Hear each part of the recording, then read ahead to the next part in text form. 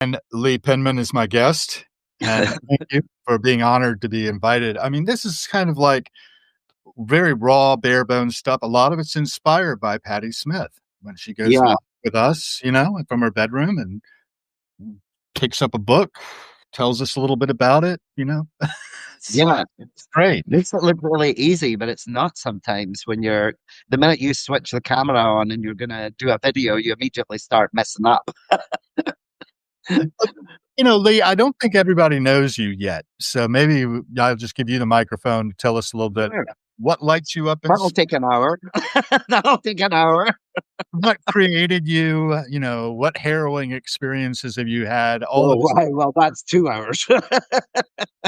I think you've had some harrowing experiences recently, and heart Oh, goes yeah. But we'll get to that at some point. Oh, well, okay then. Well, I started off in Scotland as a music journalist yeah, in the 1970s. I basically became a music journalist from leaving school. I, s- I started contributing to a column in a local newspaper doing album reviews. yeah, And the guy that did the column left and handed the gauntlet to me. And excellent. so I turned a little column this size into a full page. Just measured in inches. Yeah, But the thing is, it wasn't like a glorious, column or anything like that or huge exposure.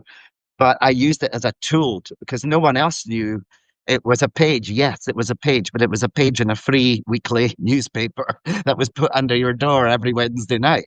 you can But avoid it. but the big papers in London didn't know this. They just thought, "Wow, this guy." And at that time, I will precede this by at that time I was female. That's another part of my story. I'm actually transgender, It so I happens. was born female. So at that point, I was female. Just so that let's get that over with. And Very interesting. and I took that paper and I would send it to all the record mirror sounds, all these places like, look at me, look what I do, and give me a chance. So eventually they did. And I, I'm fully in belief of the concept of visualizing something, not to get too metaphysical, because I'm not really, woo, Okay, but but I just had so many experiences like that in my life, Hal. I mean, I was so set on, I would tell everybody in my little village just to piss them off because I was the oddball. I mean, I bet I you was are right. hospitalized and put in a lunatic asylum when I was 16 for But six weeks. you were an early starter there. I didn't get there till I was 20. I had anorexia and they didn't know where to put me. So they put me in the local lunatic asylum for six Yep. weeks. So I mean, I was the weird person in the village who wasn't likely to follow go to school, work in a supermarket, meet a fisherman, get married to a fisherman, and live and die in the same village. That was not going to be my trajectory, and they did not understand it. Of course not. So, so I used to just like pissing them off, saying, "Oh, yeah, I'm doing like I'm writing for Record Mirror, and oh yeah, I got to go to London on an assignment." Yeah, But that it really was all freaking fairy in the sky. ah, And I thought I was married at one time for a horrible, like, I don't know, few months, just to try and conform, to be normal, to be accepted. You know what I mean? sure. And at that time, another one of these manifestations of things was when we separated. Out of curiosity, I called his mother and put on some. She actually didn't know who it was. I don't know how, but tried to put on some kind of an accent and said to her, "Oh, I'm doing an article on." He was in the Royal Air Force on the 8th Squadron, and I just wondered, what happened to Mark. That was his name, and she said, "Oh," she said, "Mark is living in Thailand now." This was like less than a year later, and he's married a Thai girl, and he's starting a family. And I'm like, "Holy shit!" You didn't let the ground grow beneath your feet, the grass grow beneath your feet. So then she goes, incidentally, have you ever heard anything about Karen? That was my name at that time. And I went, oh, I said, well, she moved to New York and she's like an editor in a magazine now. And I just picked that out of nowhere. I just thought New York was the most obnoxious place that she would think I'd been a huge success. and, Sure. and I just said it. And of course, I And take ended it up in New there. York. And by the way, Lee is in New York, right? Yeah, You're for in the last Manhattan right 26 now. years. And I did become an editor of what do they call it? Something editor, it's a contributing editor on and a staff writer on several bodybuilding and fitness magazines and websites over here. So it did kind of happen in its own way, and I lost track of where we were going with that. So yeah, so I went through music industry, then went into the bodybuilding industry. Because of my connection to the bodybuilding industry, Gotcha. I landed Netflix. So I did a Netflix docu-series a couple of years ago now called Killer Sally about the bodybuilder Sally McNeil, who murdered her husband which was really in self-defense because he'd beaten her over 400 times. And they were both former Marines. It's a really good story if you ever want to look into it. And I had her only prison interview, only one that she ever did.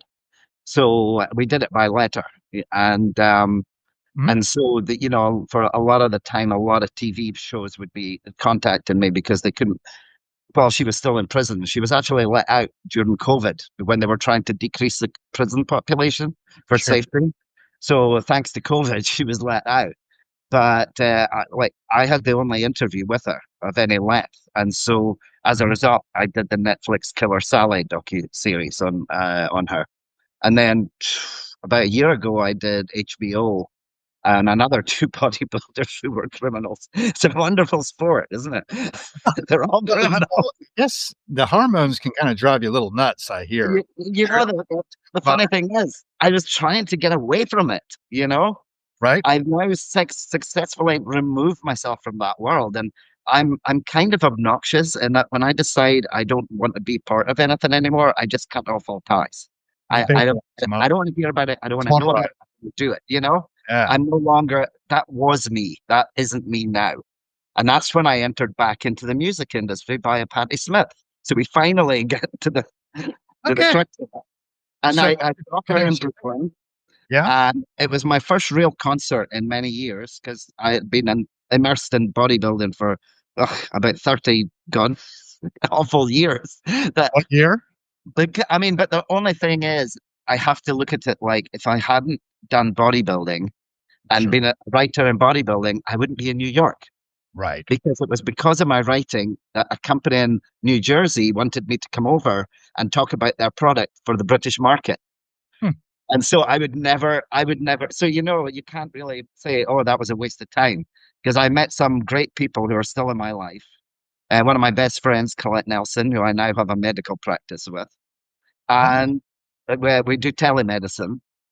I do a little podcast with her on here. We started it, but then she tore her bicep, and then I got bronchitis. So it was like an S show, But we're going to be starting that up again. But excellent. it was one delay after another. She tore it twice. She tore it the first time water skiing, then she tore it again because she went into the gym too quickly afterwards.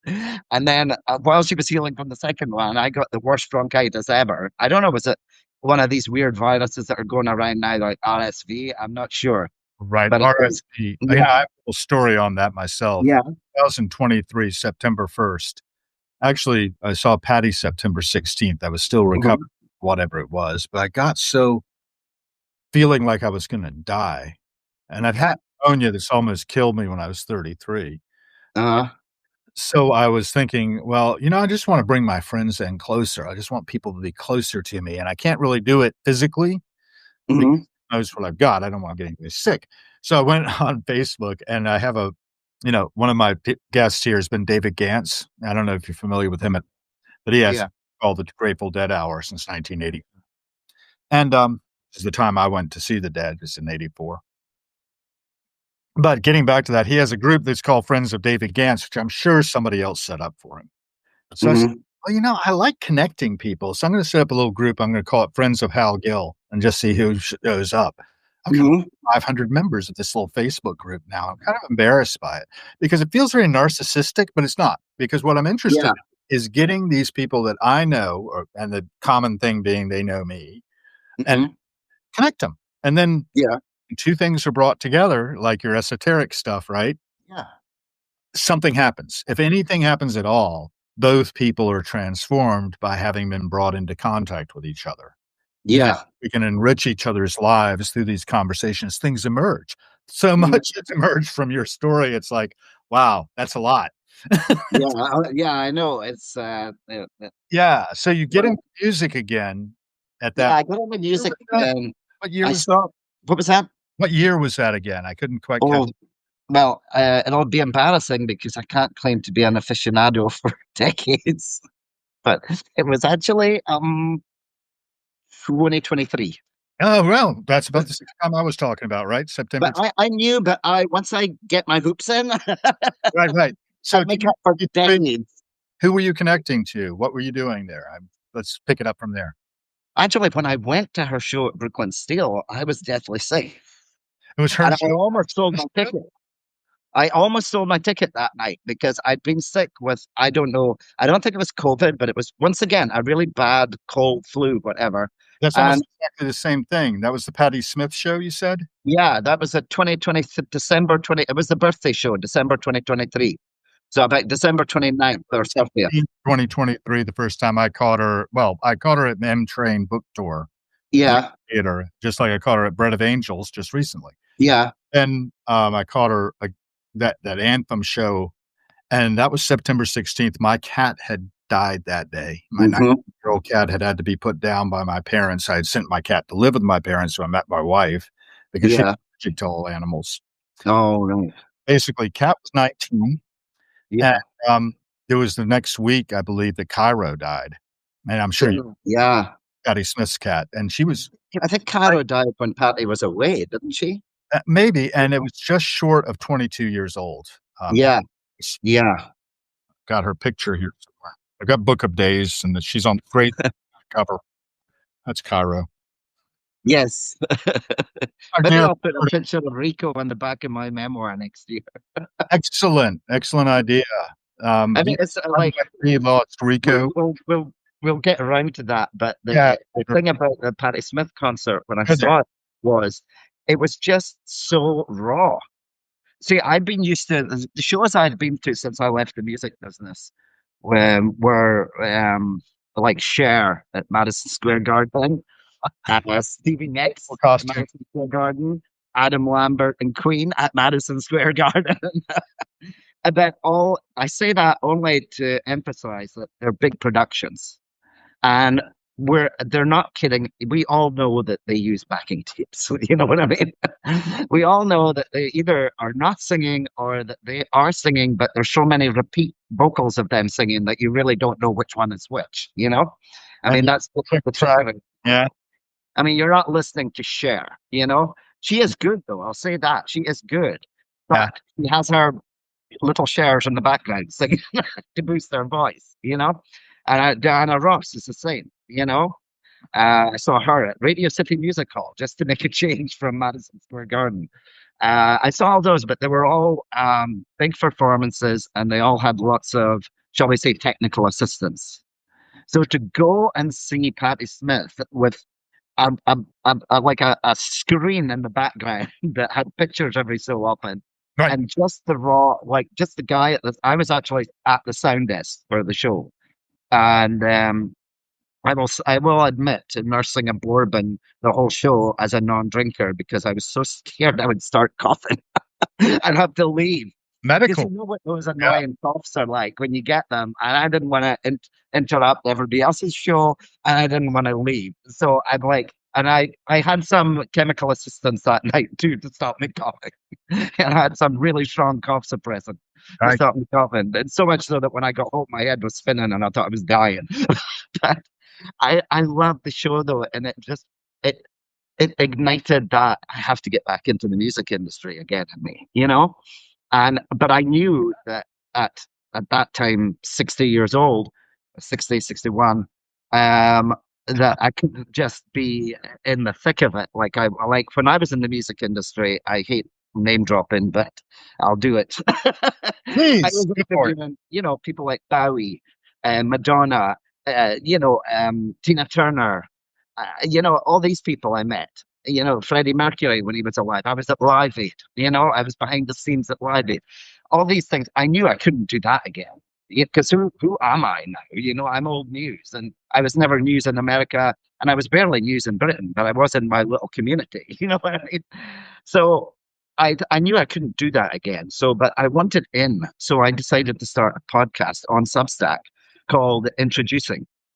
And I actually used the for the first couple of shows I used the "So You Want to Be a Rock and Roll Star" Patti Smith as the theme for it. That was all my ads went out with that. Hey, you come here, and that was the intro to the series. And I got Charmy and Devi came on my show. Joshua Blay, both from Charmian is now on Substack. Joshua I met via Substack. Malcolm McWatt, who it's funnily enough, I pretty much grew up with in Scotland, and he's now quite a big name in folk Americana. He was always doing the music when I knew him, when he was about 18 years old. And it was really funny connecting with him again over Substack, like 40 odd years later, I'm doing the interview with him. But he's done really well. He had a really good album out last year, Dark Harvest. I think it topped some of the charts over here for that kind of music. So so I did that, and then I interviewed Nancy Barreal, who was very involved with the likes of Patti Smith and promoting punk bands at the time. She actually used to correspond with Patti's mom, Beverly. Oh, And she actually met. She'd had a story. Her and her boyfriend at the time went to one of the early gigs in Philadelphia, I think it was, and this must have been like 1974, 75. And they went in before the band had, the thing had started, and there was this couple sitting at the front, and she said to her boyfriend, she said, "I wonder who these two people are. They're kind of elderly couple sitting at the front." And he goes, "I think that's Patty's parents." And she was like, "You think so?" And he goes, "Yeah." He says, "Go speak to them." And she's like, "Yeah." But she went up and she introduced herself. And then Beverly took her name and address and wrote to her after that. And at one point, Beverly sent her the picture of Patty with the leather jacket on when she had the collar from when she fell off stage that oh, time. right, right. Yeah. And it was signed. She had it signed for her. Her Nancy's father was a former Marine and very controlling. So he saw her reading this letter and this picture, and he grabbed it and he says, "What's this, garbage or whatever words to that effect?" And he picked it up and he ripped it apart, both of them. And so later, Nancy sellotaped them together, and she still has those pictures that were, but of the letter and the picture. But that was so I interviewed her, and she was really she has a book called oh my god, I'm gonna get the title wrong. Something I think it's something like "I Won't Hold Your Coat" or something like that. And it's based on the concept that when she went to gigs, guys would come in and think she was the coat lady or something. I think it's called "I'm Not Holding Your Coat." I think it's called that, Nancy Bereal. And there's some amazing stories in that from those days when she went to see Roxy Music, when she would get a theater with no guarantees and get tickets and without even having contacted the band yet. She would just say, "I have the theater. I've sold all the tickets. You have to come." You know what I mean? I think she got the Clash at one time. Mhm. But she was instigative in promoting all the punk bands bands that I was never really heavily involved in the punk scene per se. But I don't know if any listeners, viewers would know like bands like SSD and that she actually married one of the members of SSD who sadly died of cancer last year. But yeah, and I think she's writing another book, and she wrote another book about the punk scene too. So she was a guest too. And then I diversified because I'm involved in medicine now. I diversified, and Colette and I do what we call bio rebels, rewriting the aging process. Okay, I'd like mine rewritten, please. Because we do peptides and regenerative medicine. all that kind of stuff, as well as traditional endocrinology and aesthetics. I just wanted to stop on peptides for a second because it's immediately brought up Robert Anton Wilson in my head. Yeah, With him? yeah. Yeah, he had something about peptides. What was it? Do you know? Can you give me some No, I don't, but give there's me so some much. detail about what you mean by peptides and give us some context Oh around my that. God, they're so weird. I don't know the Give me names. a fact. Although I'll tell you one, the most universally used peptide is BPC 157. It is, and there's also called the Wolverine blend, and that's BPC 157 plus TB 500. They're all going to be called these weird names like SLP 335 and all that Mhm. because technically they're research chemicals, not supposed to. They're not FDA approved, but, Right, but they're not but banned. They're not Schedule 1 or anything. how they work. I I I was the worst because I knew peptides from my time in bodybuilding. Right. And they started to come to the fore around the time of a bodybuilder called Mike Ashley, who was an American bodybuilder who said he was natural, who was built like a brick, you know what. You know what I mean? And it was just like, you're not natural, but he always said he was on peptides. And I'm not saying that he got like that from peptides. I still think he was on heavy steroids.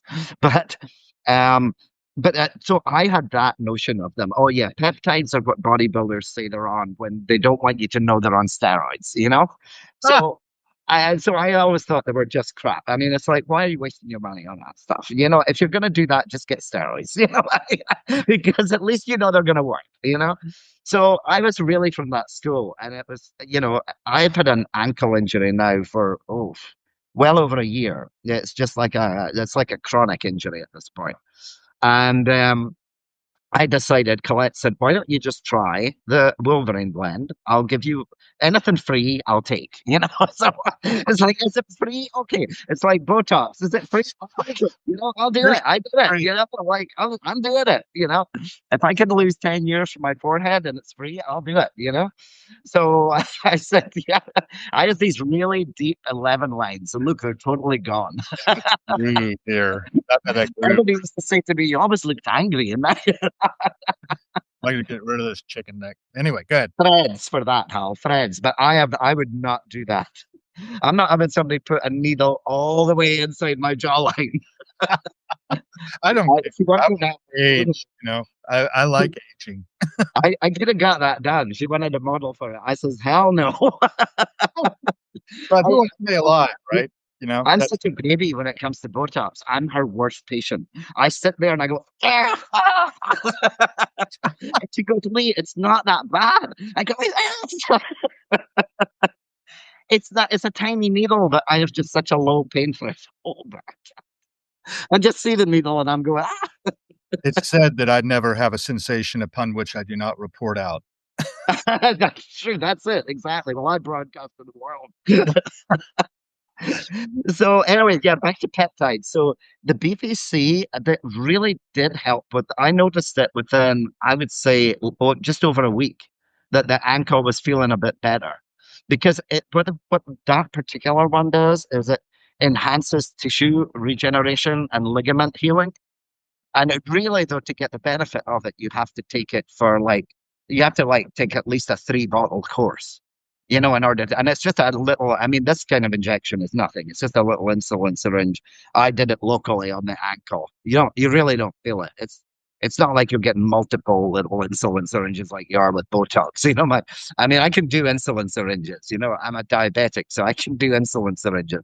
But um, it really did help. And I also, with our patients, I mean, like I say, we do conventional medicine too. It's not all, but the peptide side is really booming. I don't know how people are hearing about them, but it's every day I'm putting Yeah. up peptide orders for people. Well, the way people are hearing about things is all kinds of different ways, and I love Substack because it feels Yeah. media. At Union Station, they recently had, put up things that said, "The media isn't dead, it's just moved to Substack." Oh, really? Wow. And forget his last name, who's one of the founders, was in, like, in DC, and they had gone to the Capitol for something, I don't know what.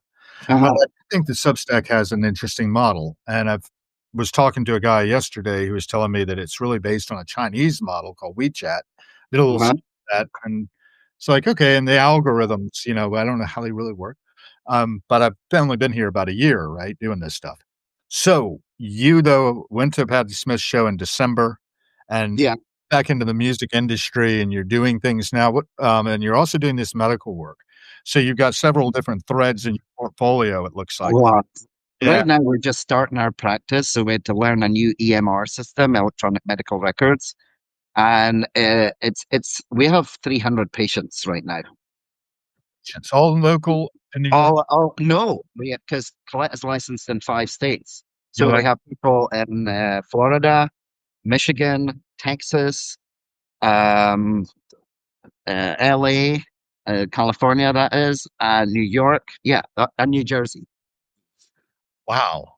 And it's primarily It's all telemed, so we can do television. it. Okay. Yeah. What's the real offering there? I want to get clear on your mission In terms of like, for the medical practice. What's well, I mean, Colette started as her mission in medicine because she was diagnosed with type 1 diabetes at age 9.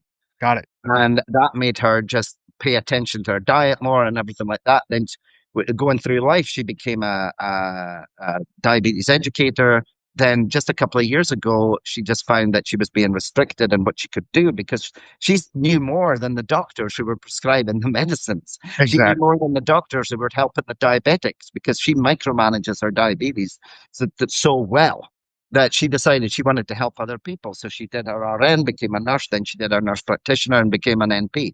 And then that enabled her to open her own practice. So the primary focus became to help the diabetics that she'd gained from her work in the periphery of medicine. And because so many people wanted to follow her now that she had her own practice and could now be a prescriber, because that's key. You have to be a prescriber. It's all very well helping people, but then you're dependent on the doctor to prescribe.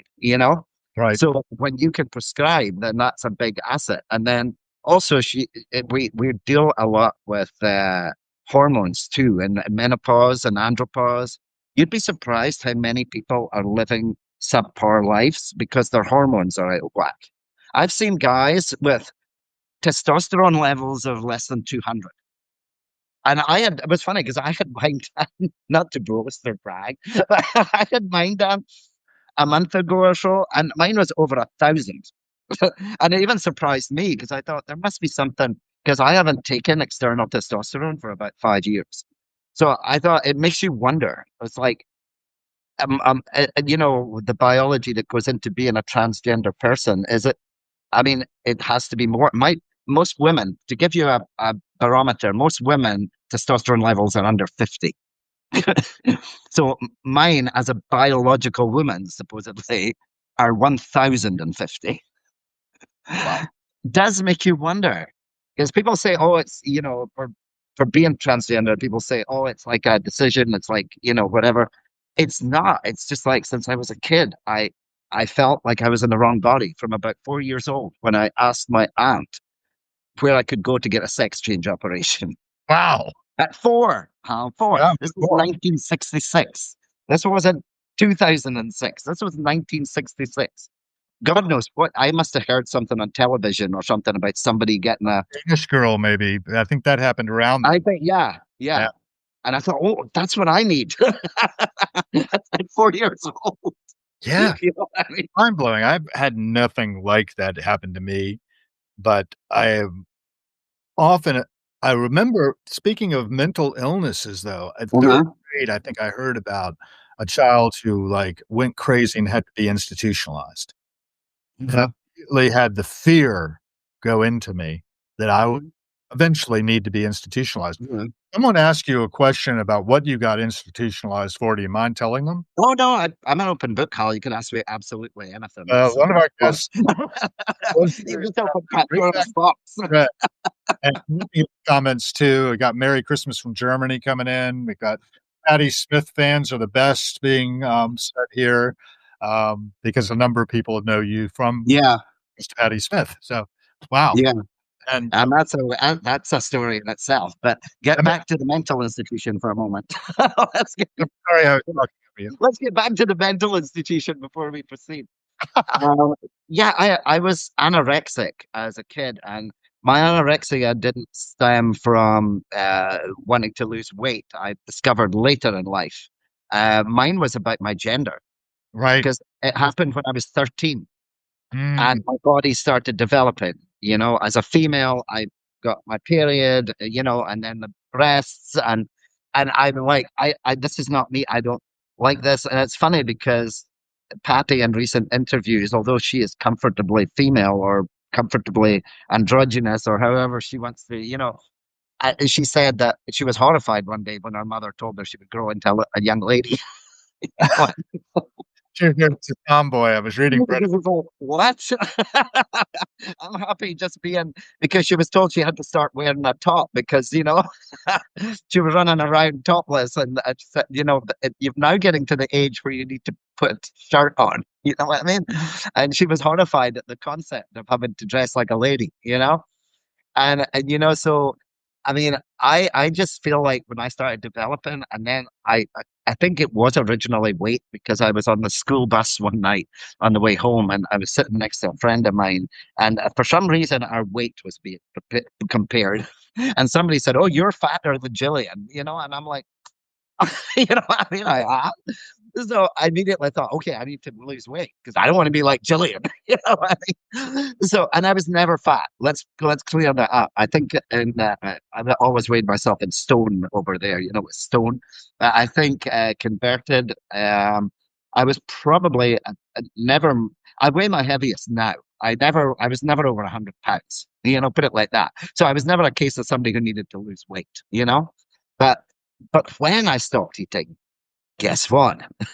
Everything stopped. My body Sure. stopped Yeah. developing because it was in famine. It was in crisis. It's like, I can't bear a child. I'm not even eating enough to support me, and the whole process of being a woman and developing is so you can support another life. Not that you're going to do it at 13, but it's the concept, the biological concept. And so everything stopped. And I thought, this is it. This is the key. I just don't eat. And then I can live the way I want to live. It gives you control over it. And Jay Sharp. And at that time, my parents were divorcing too. So the household was horrible. And my mother had multiple sclerosis, and sadly, she died at 49. And my father, around her, maybe when she was about 43, had an affair with her best friend and a child who was 1 year old by the time we knew about it. And that destroyed my mother. She was never the same again. So all this was happening. You know what well, I don't know that but if you don't know personally, you'll have heard that, when you're in a household with parents who are getting divorced, it's nothing but fighting and blaming, and you'd rather be with your dad and all this kind of stuff. My mother used to say that to me all the time. You're just like your dad. And that was funny when somebody commented on my Substack the other day, or maybe it was on my Facebook, about my mother. He said, "Your mother was a beautiful woman." And I said, "I used to get that growing up. They used to say to me, 'Your mother is a beautiful woman, and you just look like your dad.'" And as a female, remember, My sister got some of that, I I believe. remember a woman said that to me, and I said, listen to what you just said." And she said, "Oh, I didn't mean it that way." I said, "I know." I said, "But I thought it was funny." She was so expressive about it. But yeah, so the anorexia came from that, and I just slowly started eating less and less. And it's a weird illness because you isolate to such a degree. And you think I was getting so many pictures taken with my legs sticking out, thinking I looked like a supermodel or something. And if I saw those pictures today, that they were, I was so emaciated. I got Right. down to about 70 pounds Yeah. at 5'3". You It's know, hospitalization occurred when I dropped about, I don't remember exactly what my top weight was, but it's probably around 170, and I dropped down to yeah, 135 yeah. in the course of it. And that's on a 6'2" frame, doesn't look good. Oh wow, yeah. I'm only 5'3", so but nowadays I'm around I've 140. got 6 foot now, shrinking. I hope I don't. Yeah, it happened. I got a little shorter as time went on. I'm compressing or something. Anyway, getting back to the asylum experience, though, you were put into this facility because they didn't Horrible. your anorexia. Yeah. And how long did that last? It was, I think it was about 6 weeks. The thing is, nobody would let me out. Right. I kept begging my mother to come and get me out. And she was quite happy at home with her mother and father being allowed to do whatever the hell she wanted. You know, they were letting her smoke cigarettes, eat candy bars. You know what I mean? She was having the time of her life. My father visited me a couple of times and I asked him and he said, it's up to your mother, you know? So then I thought, Wow. well, I have to have something in mind before they release me. So I just ate myself out of there because I got weighed every week. And I Okay. think they'll have a weight in mind. And once I reach that weight, they'll let me go, you You know, I know? dated a girl who had anorexia, and I didn't know really what all that meant, but she was talking about the things they would do when she was went into rehab because she needed to. She had been a student of mine, and she had dropped, but she'd done all her work. Hmm. So they can work like crazy, apparently, but really bright. And after that semester was over, some months later, I broke up with my then girlfriend, fiance actually, and had decided that I would see what this young lady was up to. And we ended up dating for about a year or so.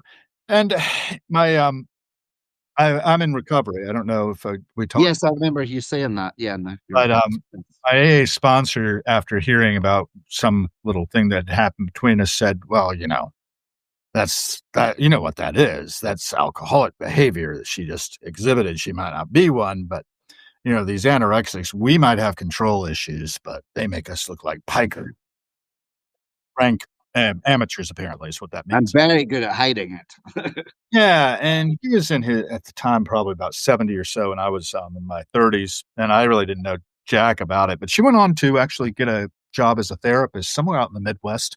Mhm. She helps young people with that issue. I forget the name of the program, but, I think that's a really great service, so you can turn whatever your wound is into Yeah, something that helps others, and yeah.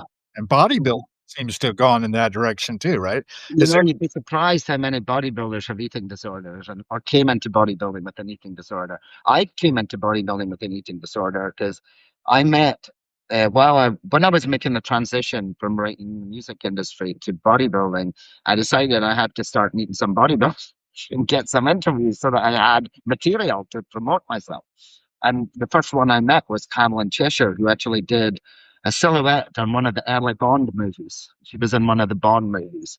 And at that time, she was in today's bodybuilding world, she would be looked at like a bikini girl, you know. But back then, she was a bodybuilder, you know. The difference in the way they're judged now, you know, she didn't have anything like the muscle that they carry now, but of course, chemical assistance, you know.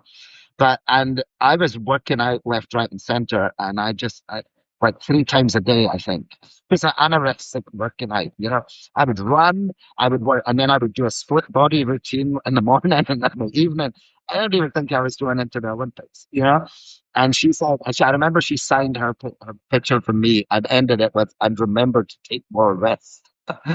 And I Mhm. just thought, you know, if I get into this bodybuilding thing properly, I can eat, but the weight I gain will be muscle. It won't be fat. So it'll be different. I kind of had that. Some people keep a journal for telling great stories. I kept a journal for breakfast, lunch, dinner, carbs, fat. You know what I mean? Protein. It was like there's no point in keeping those. You know what I mean? But I was meticulous, and it became another facet of the obsession. And I just saw somebody comment earlier about it took 30 years to get over it. The same thing. It was over 30 years because you just exchange control. You think you're okay, but I went for many years not eating all day and then having one meal at night. And then I would eat and not eat all day and have one meal at night. That's just anorexia. It's just, Yeah, you know, substitution. I've because lost I felt guilty to eat. And then it got to the stage that people were so used to not seeing me eating that when I ate, it was a big thing. Oh, Lee's eating. And do you know what that does to the brain of an anorexic? You know, it's like spotlight. It's a bit like if you were an escapee from a prison camp and all of a sudden all the floodlights turn on you, you know? It's like, oh, this is it. And it's like, you know, Cut! yeah, God, even, And on the run. forever with this down, you know. Right. Um, And on the run cover came to mind. yeah. So you know, it's just, Shrek. I, they didn't know how to treat it back then, though. You know, we're talking about the 70s. Well, that's And it, right? And at the '70s, that's only 50 years back, right? yeah, it's not that long, but they just thought.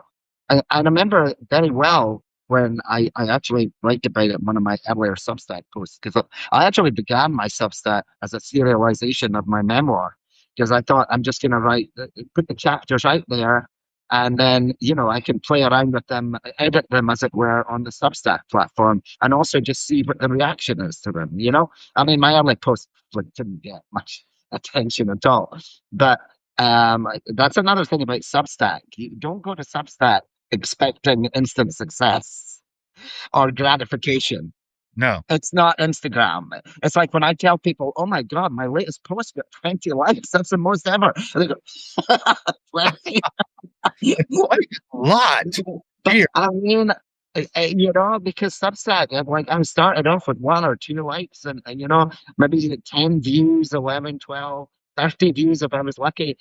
Funnily enough, I was looking at that today because my last couple of posts are almost 300 views. And that for me is, you know, I'm like, you just saw the progress from the early days, because I reposted the Christmas one today, just, you know, because I've been posting so many mournful things lately. I thought I would put something positive up, you know, a Christmas party one, you know. And but then when I saw the views it had last time it was posted, I think it was like 20 or something. And 20 to 300, you know, but that's almost 3 years it's taken to build an audience. And I'm so thankful now that so many people are subscribing on a daily basis. You know, I don't have paid subscriptions, it's all free.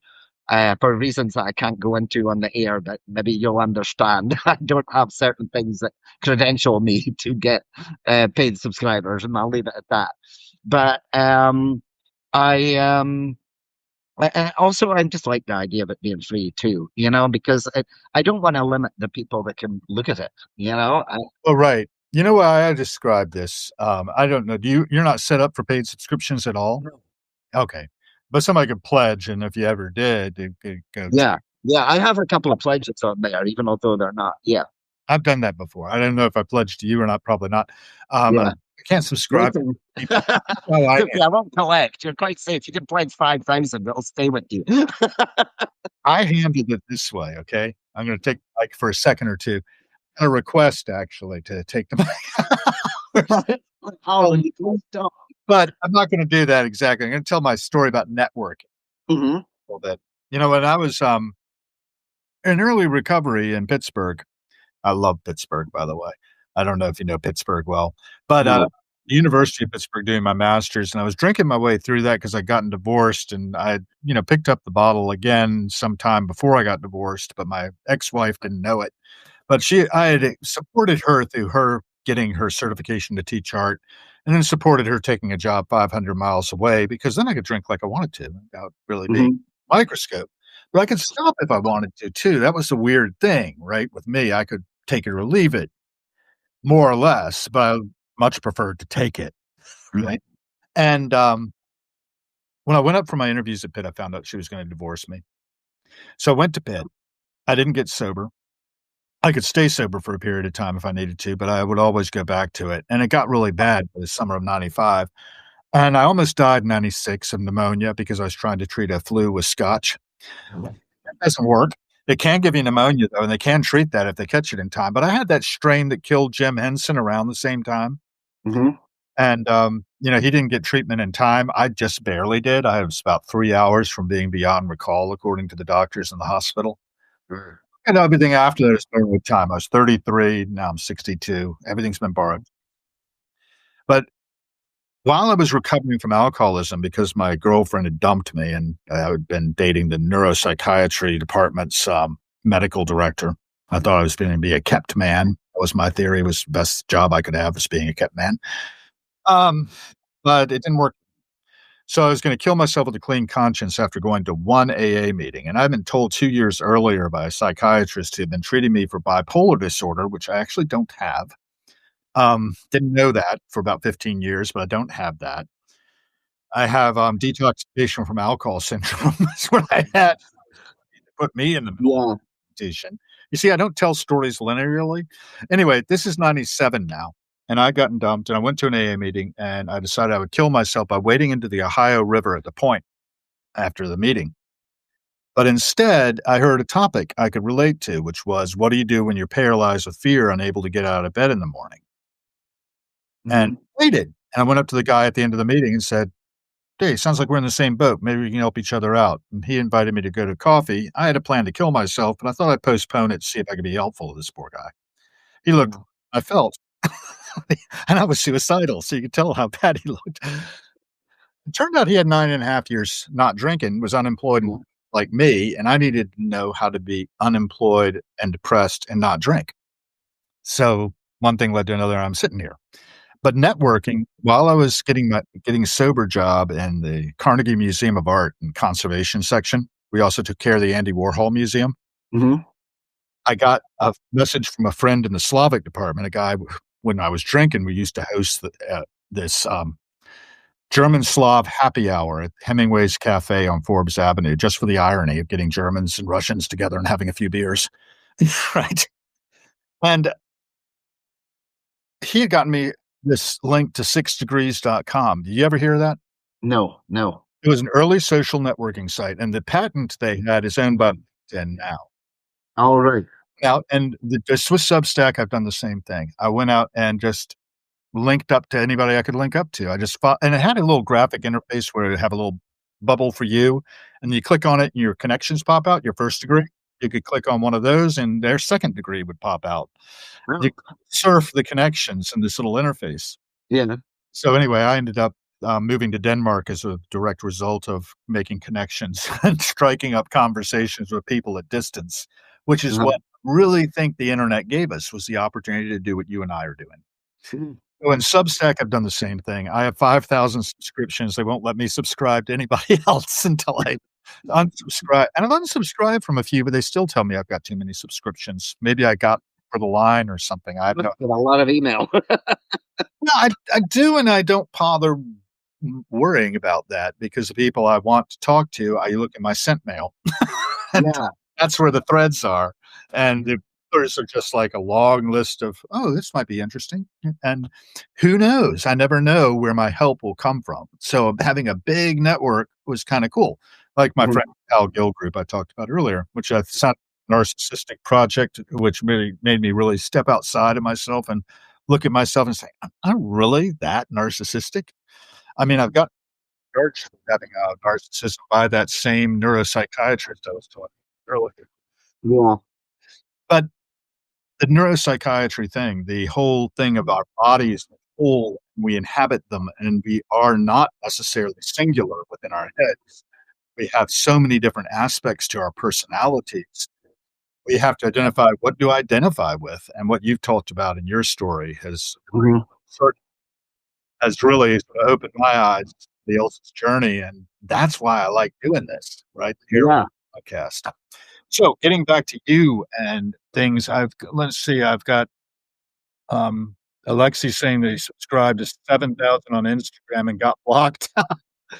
And I don't know, man. I'm just curious. That's what's driving me, is a curiosity, because I don't understand. Yeah.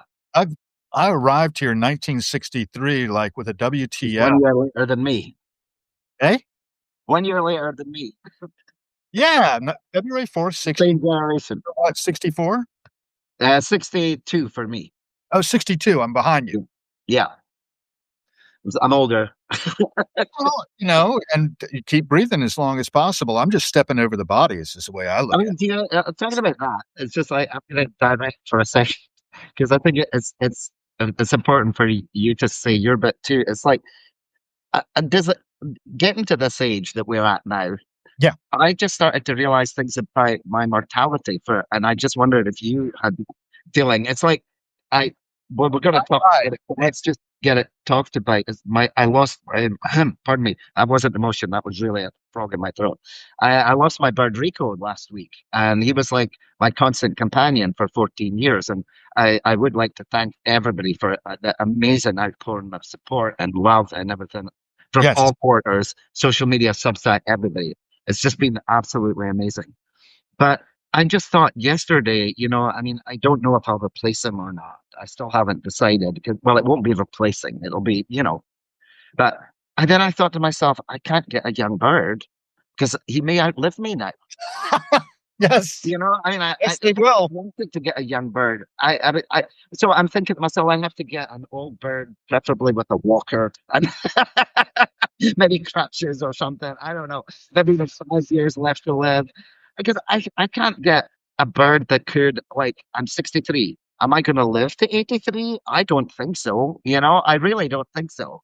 I don't think I'll make it. 93. I just doing this yesterday. I was 31 in 94 when I got divorced, and a lot of things happened in my life. I went back to school, etc. Mhm. At Pitt, and then I'm 62 now, so I should get to 93. That 31, 31, 31. You know? Yeah, keep breathing. But isn't it though? You really do start to think, okay, I'm 63. I'm at the age now where I see people dying at my age. And I know that's a morbid subject, but it's true. Yeah, And lost. I know we're doing Yeah, all this medical stuff. It's stressing me out beyond belief, the start of it. And I'm thinking, seeing it. it's just like, it's a lot to handle mentally. And it's like, do this, do this, do this, do this, do this, do this, do this. And I'm like, is You this do going to, too? I might not even have 10 years. Let me give you wavy gravy solution to that. Doobie doobie doo. I mean, but then, when you Be think for a about while. bringing a Just pet home be. again, it's like, do I have the time? You know, and I'm thinking maybe I should just get a parakeet that can live for 6 years. Yeah, I think I can do 6 years. Do you know this guy behind me over my head? Yes. Really see what it is, can you? No, I can't really see what it is, but There's a guy leaning up against a sort of wall, which is some graffiti, and it's a "Steal Your Face." It says, "Buckle up, kids." And Phil Lesh. That's a picture of Blakesburg. Do you know who yeah. Blakesburg is by any chance? No, I don't know. Photographer of the Grateful Dead scene. That's Jerry Oh, okay. Yeah. Garcia. Anyway, Phil Lesh was the bassist for the Grateful Dead. Uh-huh. He died at 84 in 2024. Speaking of mortality, and what he was doing was, he up until the end, he was getting his band out there and a bunch of kids from the jam band scene in their 30s and 40s, maybe, but still kids. Uh-huh. Yeah, and just playing improvisational music, Yeah. along the themes of the Grateful Dead's canon, of course. But from the time that Jerry Garcia did himself in with, natural causes at the end of the day, but largely with Mhm. as well as heroin. He was getting off of heroin, when he died in a rehab Oh, of, and apparently his arteries that should be about yay wide were like a pencil lead thickness. oh my God. So, he didn't have a chance really. Anyhow, the idea behind it all is that he worked right up till the end, and you're doing, doing, doing, doing, right? It's Yeah. working. So, but yeah, there is it sounds almost like when I hear you talk about it, and I want you to talk about it some more. It sounds almost cynic. Well, and some days I literally am hyperventilating. Yes, It's what? because I mean, the person I work with, who may or may not be listening, but I say this to her face as well, is manic. It's literally manic. I mean, if you've seen any of our podcasts together, she speaks. I haven't seen it yet, but yeah, go ahead. When you get like that, I mean, I talk fast, but she is another level. And when you talk fast, everything sounds urgent. You know what I mean? Right. And then with the urgency comes the stress. And I was just having a conversation with him last night. Slow down. It's because people are commenting, and they really are. It's like, I wish I could understand what she's saying, but she talks so fast, and it's like, and then it's like the demands for you're doing one thing and then you need to simultaneously be able. I'm not a multitasker. I'm not a good multitasker, and I'm having to learn the art of multitasking at 63 years old. It's just like I try and use my age now as a qualification for incompetence. It's like, oh, but I'm 63. I'm older than you. I'm almost retirement age. I'm elderly. Hey, I've got my Social Security thing telling me I can go right now into the drawdown. Yeah, I won't get as much if I just start doing it. But, I really have escaped wage slavery on August 2nd, 2000. We got yeah. feedback over here I wanna respond to. Catherine Hill is 80, has, Oh, so hi, how Catherine. yeah, how many years can accrue one day at a time? So a lot of us are in recovery on Substack, I'm finding, and I wanna actually draw the community together because I have this, love-hate relationship with the fellowship. I love Mhm. the program, I'm not down with the fellowship.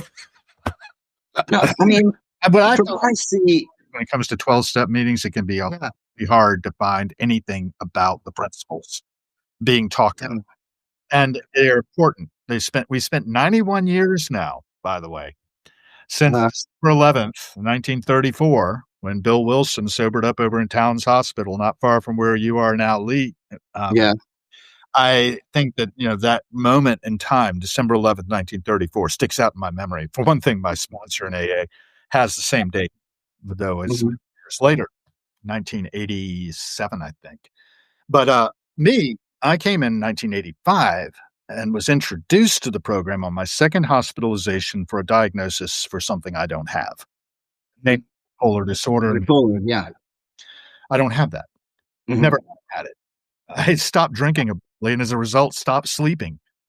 And you yeah, about that too, the lack of sleep, right? mhm, Tendency to overwork even. It doesn't have to be an addiction to a substance. It can be overwork, it can be food, and I have a psychiatrist friend in here who got sober December 7th, 1976, a retired Navy captain, and he helped found the Betty Ford Clinic. mhm, So, guy knows where he speaks, and he says, "These guys, a lot of us are like thoroughbred horses. We need to have something to bring us down to ordinary vibrational levels." And I love his talk he gives on it's out on YouTube, and it's about how the 12 steps, can, treat post-traumatic stress disorder. And one of the things I've kicked in here, and I don't know, being in New York City, if you might happen to have run across Michelle Ezrick ever, no, but she's a director of some films, and she did one on Daryl Hammond, the Saturday Night uh-huh, star. You know Daryl by any chance? yeah, Or yes, okay, well, he's got this movie called Cracked Up. You know about that? mhm. No, I don't know about that It's movie. art You're story gonna tell me, yeah, about trauma-informed care, okay, the lens of his life because he was tortured by his mother. mhm, And it's really well done. I've put the link there in the chat. And, where I'm coming from when I got that response from Catherine about, also suggesting that you stop thinking. I don't know. I think we'll never stop thinking. Uh, yeah, Meditation, and I do recommend that because to people out there. Because for me, yeah, what that does is it gives me what I'll call used to. It gives me distance on the passing show. You know how I like to film the passing show? yeah, yeah, It gives me distance on that, where I can see yeah, things as they are versus how I might think they are. And I yeah. know ever. I'm like, this is my perspective. I could be wrong. And It's we yeah, all it's funny. I had experience with an addict who came into my life a couple of years ago. Was actually a boyfriend of Colette's, a young guy. He was only 25, uh-huh. who's now dead. And it showed me just what goes on in addiction and like you were saying about the 12-step program. I just don't think that was something. He was a heroin addict, cocaine, meth, and all that kind of stuff. Sure. And he left it behind a diary just with a few entries in it that I mean, I'm not going to pretend. I wrote about him on my Substack too. I did not like him at all. And he did not like me at all because I saw who he was and what he was doing, and I wasn't mollycoddling him, like everybody else, and I would be very hard on him when he failed. But when I saw his diary, it's just like you see what's really going on inside the head. But they do want to get better. They're not liking themselves when they wake up in the morning. They're wishing their life could be different, but they're controlled by a substance that has a bigger voice than the need to be to integrate normally into society. It's just a, I don't know. I think with the 12-step thing, from I don't know it personally, but from what I see on in just various television or whatever, it's very religious, isn't it? No, and that's No. big pieces of misinformation that you can pick. Oh, okay. Because And one of the problems is there's a lot of ignorance among the fellowship. Catherine yeah, is feeding me in a little bit. I'm sure she's one of us. But the bottom line is, and I will go ahead and break my own anonymity. I'm not going to break anybody else's, really. If you want to break yours, fine. But the idea is anonymity is about I and myself am nothing. I am that mhm, message is channeling through. And I will eventually be food for worms, like we all will be. But while I'm here, I've got breath in my body. And what we've really tapped, and it says this in Appendix 2, which was added in 1941 because of exactly what you're talking about. A lot of confusion yeah, is Bill Wilson in Towns Hospital under treatment with belladonna had a white light experience where he suddenly realized, my God, this is the God of the preachers. And his atheism was blown out. He suddenly became this born again kind of guy who said, you've got to have this really intense religious you experience. know, And he read the varieties of religious experience by William James while in the hospital. And I highly recommend everybody go up there and listen to it on YouTube, if not read it, because it's really interesting to me. And it's footnoted. And the footnotes go back to Thomas Troward. And there's a whole intellectual tradition coming down out of transcendentalism in New England, where, Bill and Bob, the founders of AA, were both from Vermont. So they encounter each other in Akron, Ohio, right? And the Mother's Day of period of 1935. But getting to religious night, both of them sort of had the idea that coming out of the Oxford groups, which was led by Frank Bookman, a Pennsylvanian Lutheran who founded the Oxford groups, basically. So one conversation with another person, a matter of confession, restitution, all of these things, and they called it first century Christianity. And that's really interesting too, because that's evolved to moral rearmament in 1938. And in 2001, initiatives have changed based in Co, Switzerland. Um, that organization actually was largely responsible for the principles that were applied post World War II. So it wasn't the scenario that happened post World War One. mhm, The treaty and so punitive on the Central Powers that had set up everything for Hitler's rise and the incipient World War II. But what you have after that is New World Order, right? Coming yeah, together. The French and German reconciliation. That was really driven by moral rearmament principles. So AA is coming out of that in the 1930s, splits from the Oxford groups, and by the time they've written the big book, they've split from the Oxford groups. I think it's 38 or there around. Because one of the things Frank Whitman did is he looked at Adolf Hitler and said, well, not such a bad guy. We can probably work with him. Right? That mm, didn't go over too well. mhm, So they had to change their name, take the focus off of him, put the focus more on something else.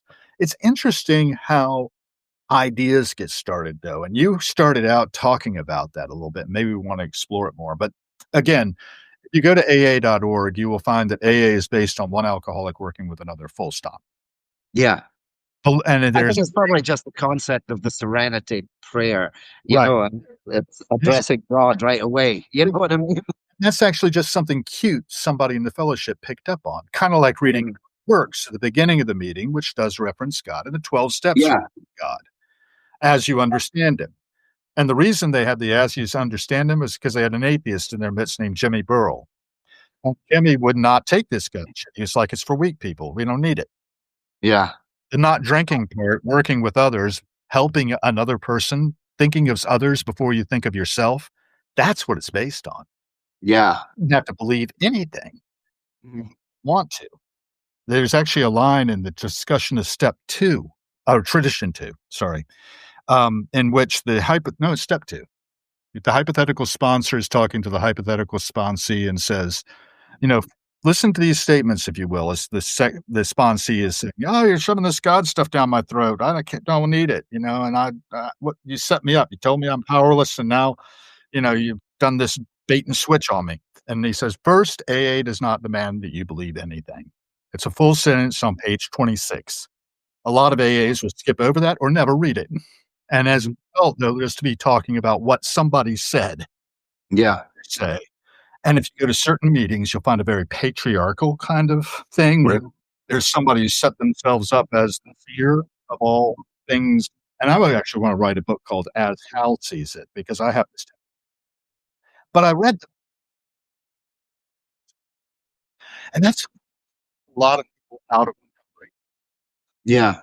There are people in AA ignorant of what principles we forge together, not knowing things. People die of this every day unnecessarily Yeah. because And I believe they say that it's harder to detox from alcohol than from heroin. or nicotine. I mean, everybody's You die detoxing from alcohol. I had to realize that I just make a decision every day not to do something and to Yeah. continue breathing in addition and to be conscious of my breath. For instance, right now I've gotten myself emotionally spun up because I'm so sad that so many people are dying unnecessarily. Yeah. Needlessly. Needlessly.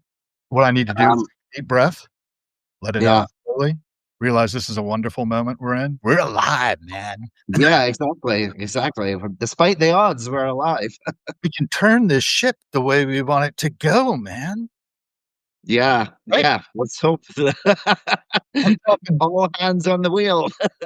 I'm riffing off of Jeff Bridges right now. So those people listening, go out there on YouTube and look up Jeff Bridges Trim Tab, Yeah. and you'll see him accepting the Cecil B. DeMille Award in 2019. And he Uh-huh. starts to thank people, and he starts to thank Buckminster Fuller, Yeah. who had the realization that each of us is analogous to a trim tab on the rudder of a big ocean going vessel. Hmm. Society is that big ocean going vessel. We're all in the same boat, folks. And Yeah. our actions, every cent we spend is a vote for the kind of world we are co-creating, I often say. That's Yeah. what I'm talking about. That's where I'm coming from. I wanna inspire people. Wake them up. Yeah. Yeah. GI. Don't just, yeah, because it's all too easy when things are going crazy like they are just now to just submit because you feel powerless. Are things not always going crazy? Yeah, I mean, it can be the first time. It's the first time that I've been awake to it, you know. But it's Well, like good. I'm as glad you wake someone who, I mean, we're kind of talking about America here, or at least I am. But as someone who's only been here for 26 years, I don't have a lot of memories of past, situation. I'm trying to be. I'm not mentioning any names or anything, right. of That past people who were in charge. I don't have, but I'm just think looking back at American history at the same time, yeah. as not somebody who is deeply engrossed in it and well versed in it. I mean, I do know there was a lot of problems with Nixon, and I do know that there was problems with Reagan. I think, and there was problems with just about everybody. So I mean, this is just a problem I'm living through, And it Yeah, what well, that turning point. what got better. So that's Turning what this is going to get better, you know. You've got a Netflix documentary out there, and there's another series that's called Turning Point. It's got 3 different ones. I highly recommend it. The most recent is on the Vietnam War. Mhm. They also have one on the Cold War and the bomb, and they have, Mhm. 9/11. Yeah. Yeah, we were transformed. I was in Denmark when 9/11 happened, but I was here in the city. talk about American history, Yeah. here on my hat, I don't know if it's visible too much. Yeah. Williamsburg Pipe and Drum. I started Yeah. at 11 in Colonial Williamsburg, and I it's full circle because my great, great, great, great grandfather, Jones, was at the Battle of Yorktown. Uh-huh.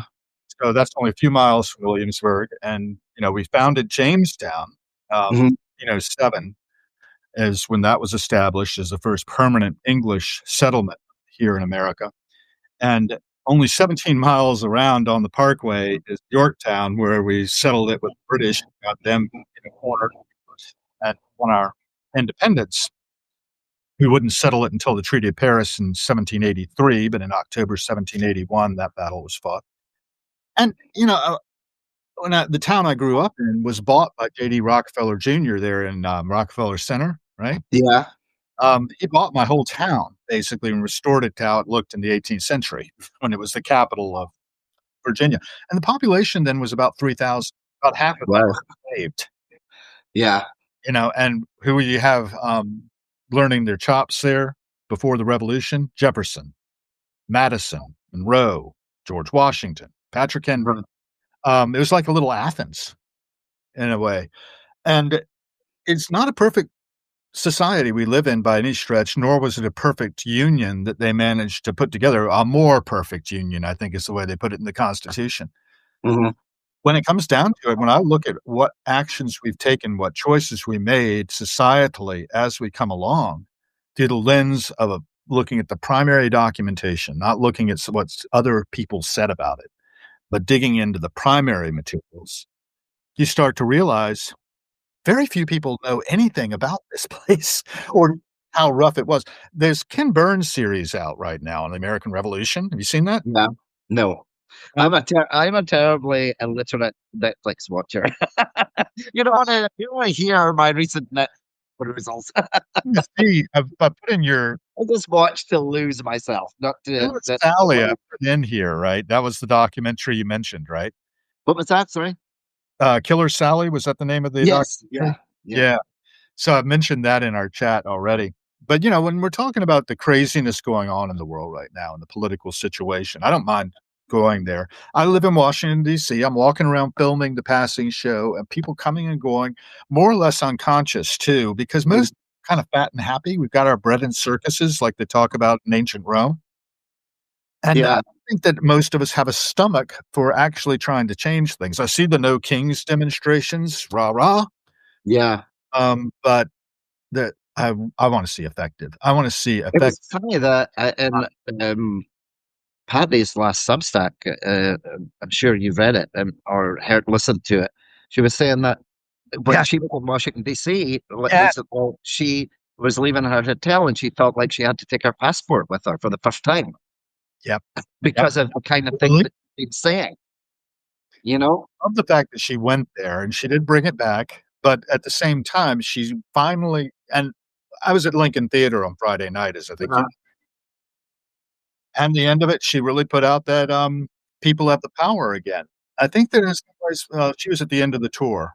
She may not have quite the energy, but when I saw her do that at the M Train book event at the Lincoln Theater, yeah, I've been on that charge ever since, and yeah. that really charges me up. People do have the power. I was talking to one of my friends, who put out a book recently called and this might be good for you too, I don't know. It's called The Wonder and Happiness of Being Old. Mm, a And fairy tale, Grimm's fairy tales. oh, I don't know. You have to take it with a grain of salt. Hans Christian Andersen's godson wrote that. I actually had a place in Denmark right next door to Hans Christian Andersen and Soren Kierkegaard, by that way. The Hans Kierkegaard, the graveyard where they're buried was next door to my apartment. Any case, getting back to what the hell were we on? I forgot. Oh, We kind of touched on 9/11, then took a scenic route to, I don't know, the, being old. the wonders of getting old. Yeah, and I was talking to this woman who wrote this. Sophie Burnham is her name. Yeah. And Sophie is famous for the Book of Angels that came Uh-huh. in the 90s, I guess. Yeah. Anyway, Sophie's a friend, and, we've known each other for years and years, and she's really out there a lot of ways. She wrote a book called The Art of Intuition too, which I really like. Um, but this one I haven't read yet, but I did wanna get her on and talk about it. And we were talking about powerlessness and power, and she was saying, "But we're powerless. We can't do anything about all this stuff." And I was just like, "I wanna argue now," but Yeah.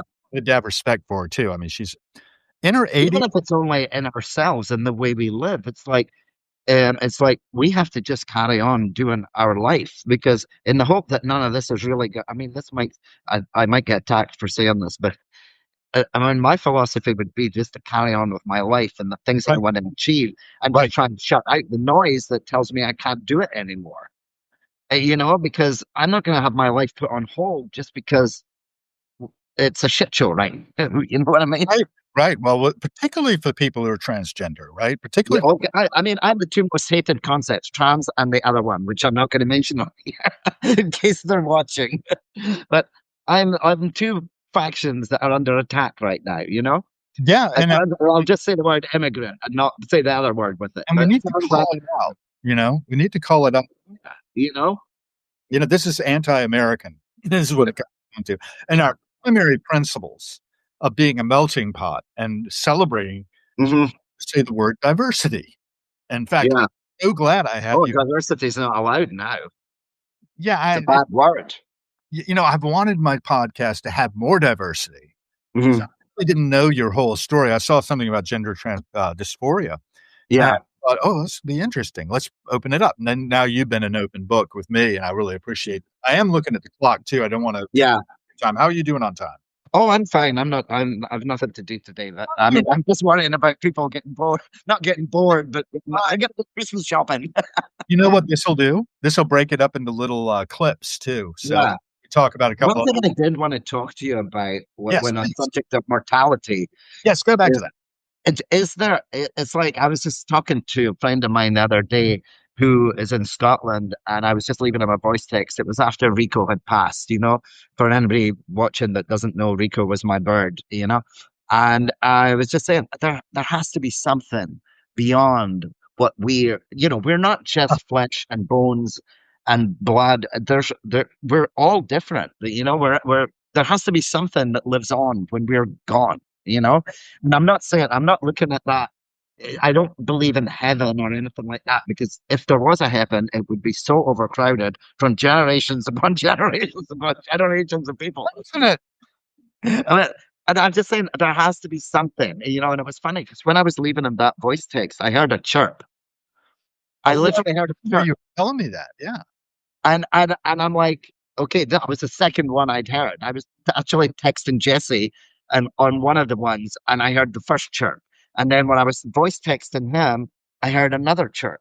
And and then I said to him, I said, "Can you rewind that and listen? Because I don't want to hear myself talk. I hate listening to myself talk, which is going to surprise people because I find it very easy to talk, but I just don't like listening to myself talk." So, um, and yeah, he said, I heard it. Not one, but two, you know? And hold on, that's a phone call coming through. I just got to stop it. Okay, yeah. Um, but he said, I heard it. I heard two. And then I contacted a psychic medium I know, Trisha Armstrong in Virginia. Okay. And I've had readings from her before, and she's been so spot on. Yeah, not about everything, but Well, some things she's one of spot those on about. 2, yeah. And when she said, "Oh, I see him. He's sitting on your head." Ha! And every time I was on the phone, Rico would sit on my head. She wouldn't know that. And No. she said, he doesn't even know he's dead yet. He's just wondering why everybody's so upset. Oh, poor fella. But at the same time, And I I have to take some comfort in that, you know? I'm looking for him now. Sometimes And I so, auras. Can you see auras? Do you know what I'm talking about? what's that? Can you see auras? Do you know what I'm talking about? I get this weird thing. I try to explain it to people, but I've been told that I have some kind of psychic gift, but I'm not trained. Right. And I will get like a TV screen almost like popping up. If I close my eyes, sometimes I'll get like a TV screen popping up between both my eyebrows, like the third eye, you know. And it will show me something that's going on somewhere else. Distance viewing. Yeah.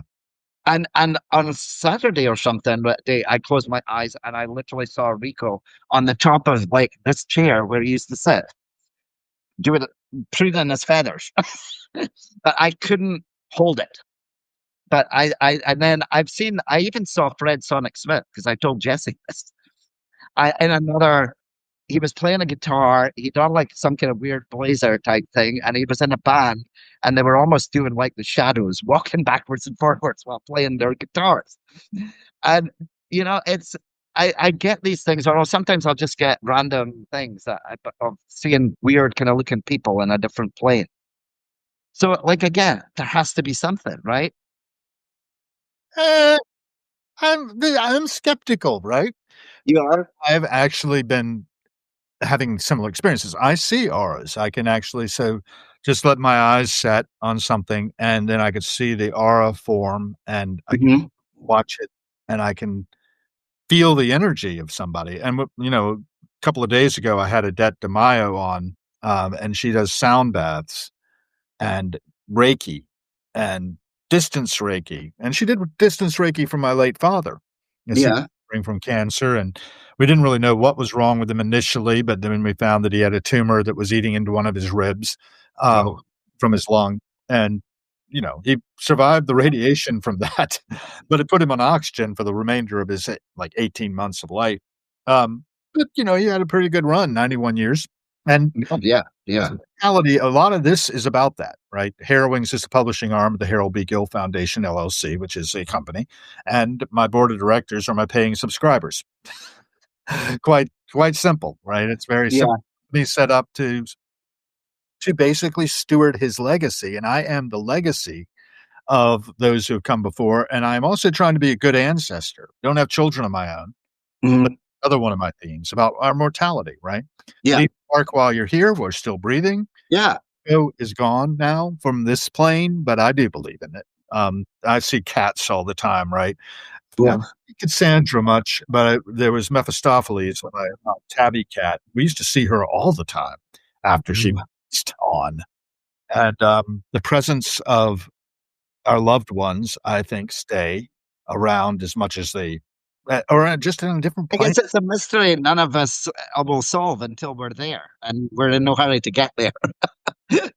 We don't know that. Not Angels either. That's Sophie's. all right. Yeah, it's kind of like what's that name? Was it Doris Hay or somebody or Louise Hay? She wrote books like that, Angels and Angel Numbers and all that. Yeah, and I really go with what Wavy Gravy tends to say about all these things, which is to be a good ancestor, right? That's Yeah, the Wavy Gravy movie, Saint Misbehavin'. and leave something behind. Which I don't know if you're familiar with the British raconteur, who later in life became a darling to the American media, Quentin Crisp. I've heard of him. Yeah, but Yeah. here. Wait a sec. He used to say everybody should write one book in their lifetime, and that book should be their memoir. Well, memoirs are interesting. I've been working on bits and pieces of mine. In a way, it's the scattered writings in Substack, our memoir, Yeah. in a manner of speaking. I'm going to have this guy on sooner or later. The Beat generation really fascinates me, and you're right in All right. the place. This is The Hitchhiker's Guide to Jack Kerouac by Brian Hassett. And we become friends. I've just called him up one day and we just started jamming, as he puts it, on all kinds of things. And he's really, politically active too. Yeah. A lot of us need to hunker down, keep our heads low, and then others have to stand up for and be allies. One of the things I did that was the most fun recently, I'd never done anything like it before, actually, but my fife and drum heritage led to the fife and drum and bugle corps called Pride of America, leading Yeah. the Pride Parade through the streets of DC. And usually, when my fife and drum, we're very serious. We just fife and we don't interact with our crowd. Man, did we interact with our crowd that day, early June this year. And I like to keep on doing that because celebrating, having joy about it. That was the campaign that Kamala Harris ran, was on joy. Yeah. I was all about that. Joined Yeah. Deadheads, Kamala, threw them some shekels to see if it could move the needle a little bit. Didn't work, but now we have this guy doing the things he does, and somebody was talking about him being above the law. Doesn't matter what crimes they've committed, they are not held accountable, and I find that very bizarre. I Yeah. completely bizarre what's happening in our society, and I'm like, we're asleep at the wheel. But you know what I learned from my recovery community is this: I am responsible. I've got to look at my part in the world I Yeah. see being co-created by me, you, and all of us Yeah. together. We're all in the same boat. We're one species, and we're not very At the good. end of the day, we got to make the best of it, whatever it is. And we can't make the best of it if we're dwelling on all the things that are out of our control. And then the thing about mortality, to bring that back, there's got to be something else. The Yeah. energy that is animating me, right, is from the food I ate and the biochemical reactions. But Yeah. this thing called consciousness, this field. And there's the reality of the unseen. This is something William James talks about in The Varieties of Religious Experience that Mhm. Wilson was reading in Towns Hospital in December 1934, 91 years ago as we speak. I think that moment in history still exists, Yeah. different plane. It's kind of like the boxes moving along. You've probably seen the old Twilight Zone Yeah. Yeah. where everything was a box. and then somebody stepped into a box that wasn't quite finished yet. Yeah, yeah, yeah. Box. Anyway, I don't know. I think that that's true, though, that there's the reality of the unseen, that there are wavelengths I don't see, and the fact that psychic could see Rico on your head, you know? That was the thing that got me, Yeah, she said, I see him playing with your hair, and I'm like, "Good luck." And I said, but she said, "But he's sitting on your head." I said I can't believe you just said that, you know? And yeah, then she said, "No, he said he's happy as long as he has a perch." And I used to tell people he doesn't play with toys or anything, but as long as he has a perch, he's happy. uh, You know? I And I know. will tell you one thing that woman predicted to me that makes me listen to her. Last year, she said to me, "I see you going to galleries." Now, Hal, if you knew me, my like you would know that was almost preposterous. I Really? went, "You don't understand, Patricia." I said, "I don't do galleries." It's like nothing bores me more than the thought of going to a gallery. You know what I mean? Because I'm a concert person. I'm like, I'm not going to just go to a gallery. I went to my first gallery about 3 months after that, and I've been to about 8 or 9 gallery things. Like Speaking it was of because it was so preposterous, though. I mean, anybody would have laughed. I laughed. I'm like, no way, you don't know me. I am not the gallery guy. I was so adamant. This is ridiculous. And then I was invited to a gallery. I think it was something Jesse and Patty had going. And then and right, then I went to Pen and Brash, and then I'd been to the one at the way when the Soundwalk Collective thing was on. So it was just like this year I seem to always be going to galleries. And I went to the Lynn Goldsmith thing just a couple of weeks ago, you know? So I mean, so that's why I put some faith in what she says. I mean, not always right about everything, but there's always something. And when I heard that about Rico, I thought, that's something I just keep talking to. And I think Patty said the same thing actually. She talks to Todd and Fred and her mom, like they're still here. She'll be wandering around and she'll have a conversation with Todd, you know? And look, we might both be nuts, but I would like to think there's something in it, and as long as you do it like in your own home, you're not wandering around. Although the headset is a wonderful thing, I have to say, the headset is a wonderful thing. You can walk down the street having a conversation with yourself, and everybody thinks you're talking to somebody. It's just like, true enough, I actually had a very interesting experience like that some years ago. I was coming away from my little basement apartment and over by Eastern Market in DC on Capitol Hill, where I lived yeah, for years. And a friend of mine in the fellowship came up beside me and sort of looked at me and said, "Do you have an earbud in?" And like, "No." And she said, "Oh my god, that's so weird. You were talking to yourself in, like, complete sentences." I had no concept that I was doing it, and I was realized I do that a lot. yeah. I don't care. I It's when you start answering yourself that you have to worry. well, one of the things people said to keep yourself safe in New York City when I was a kid, in the '70s, I went there and played Rockefeller Center with the Fife and Drum Corps. Yeah, But one of the things they said is, "If you wanna be safe on the streets of New York, just act like you're crazy. yeah, We'll leave you alone." And exactly. and there was Yeah, a guy I never feel unsafe on the streets of New York, but I will say, once again, this is the experience with Rico when I took him up to way up on 87th and Columbus this week to have him cremated. I left him with the Center for Avian and Exotic Medicine. And so I usually, when I took him there when he was alive, I would get a lift, and I would take the car service because I didn't want to take him on the subway way up there, because it was two subways to get there. And and when I was going up, I felt this strange feeling of like people were just off.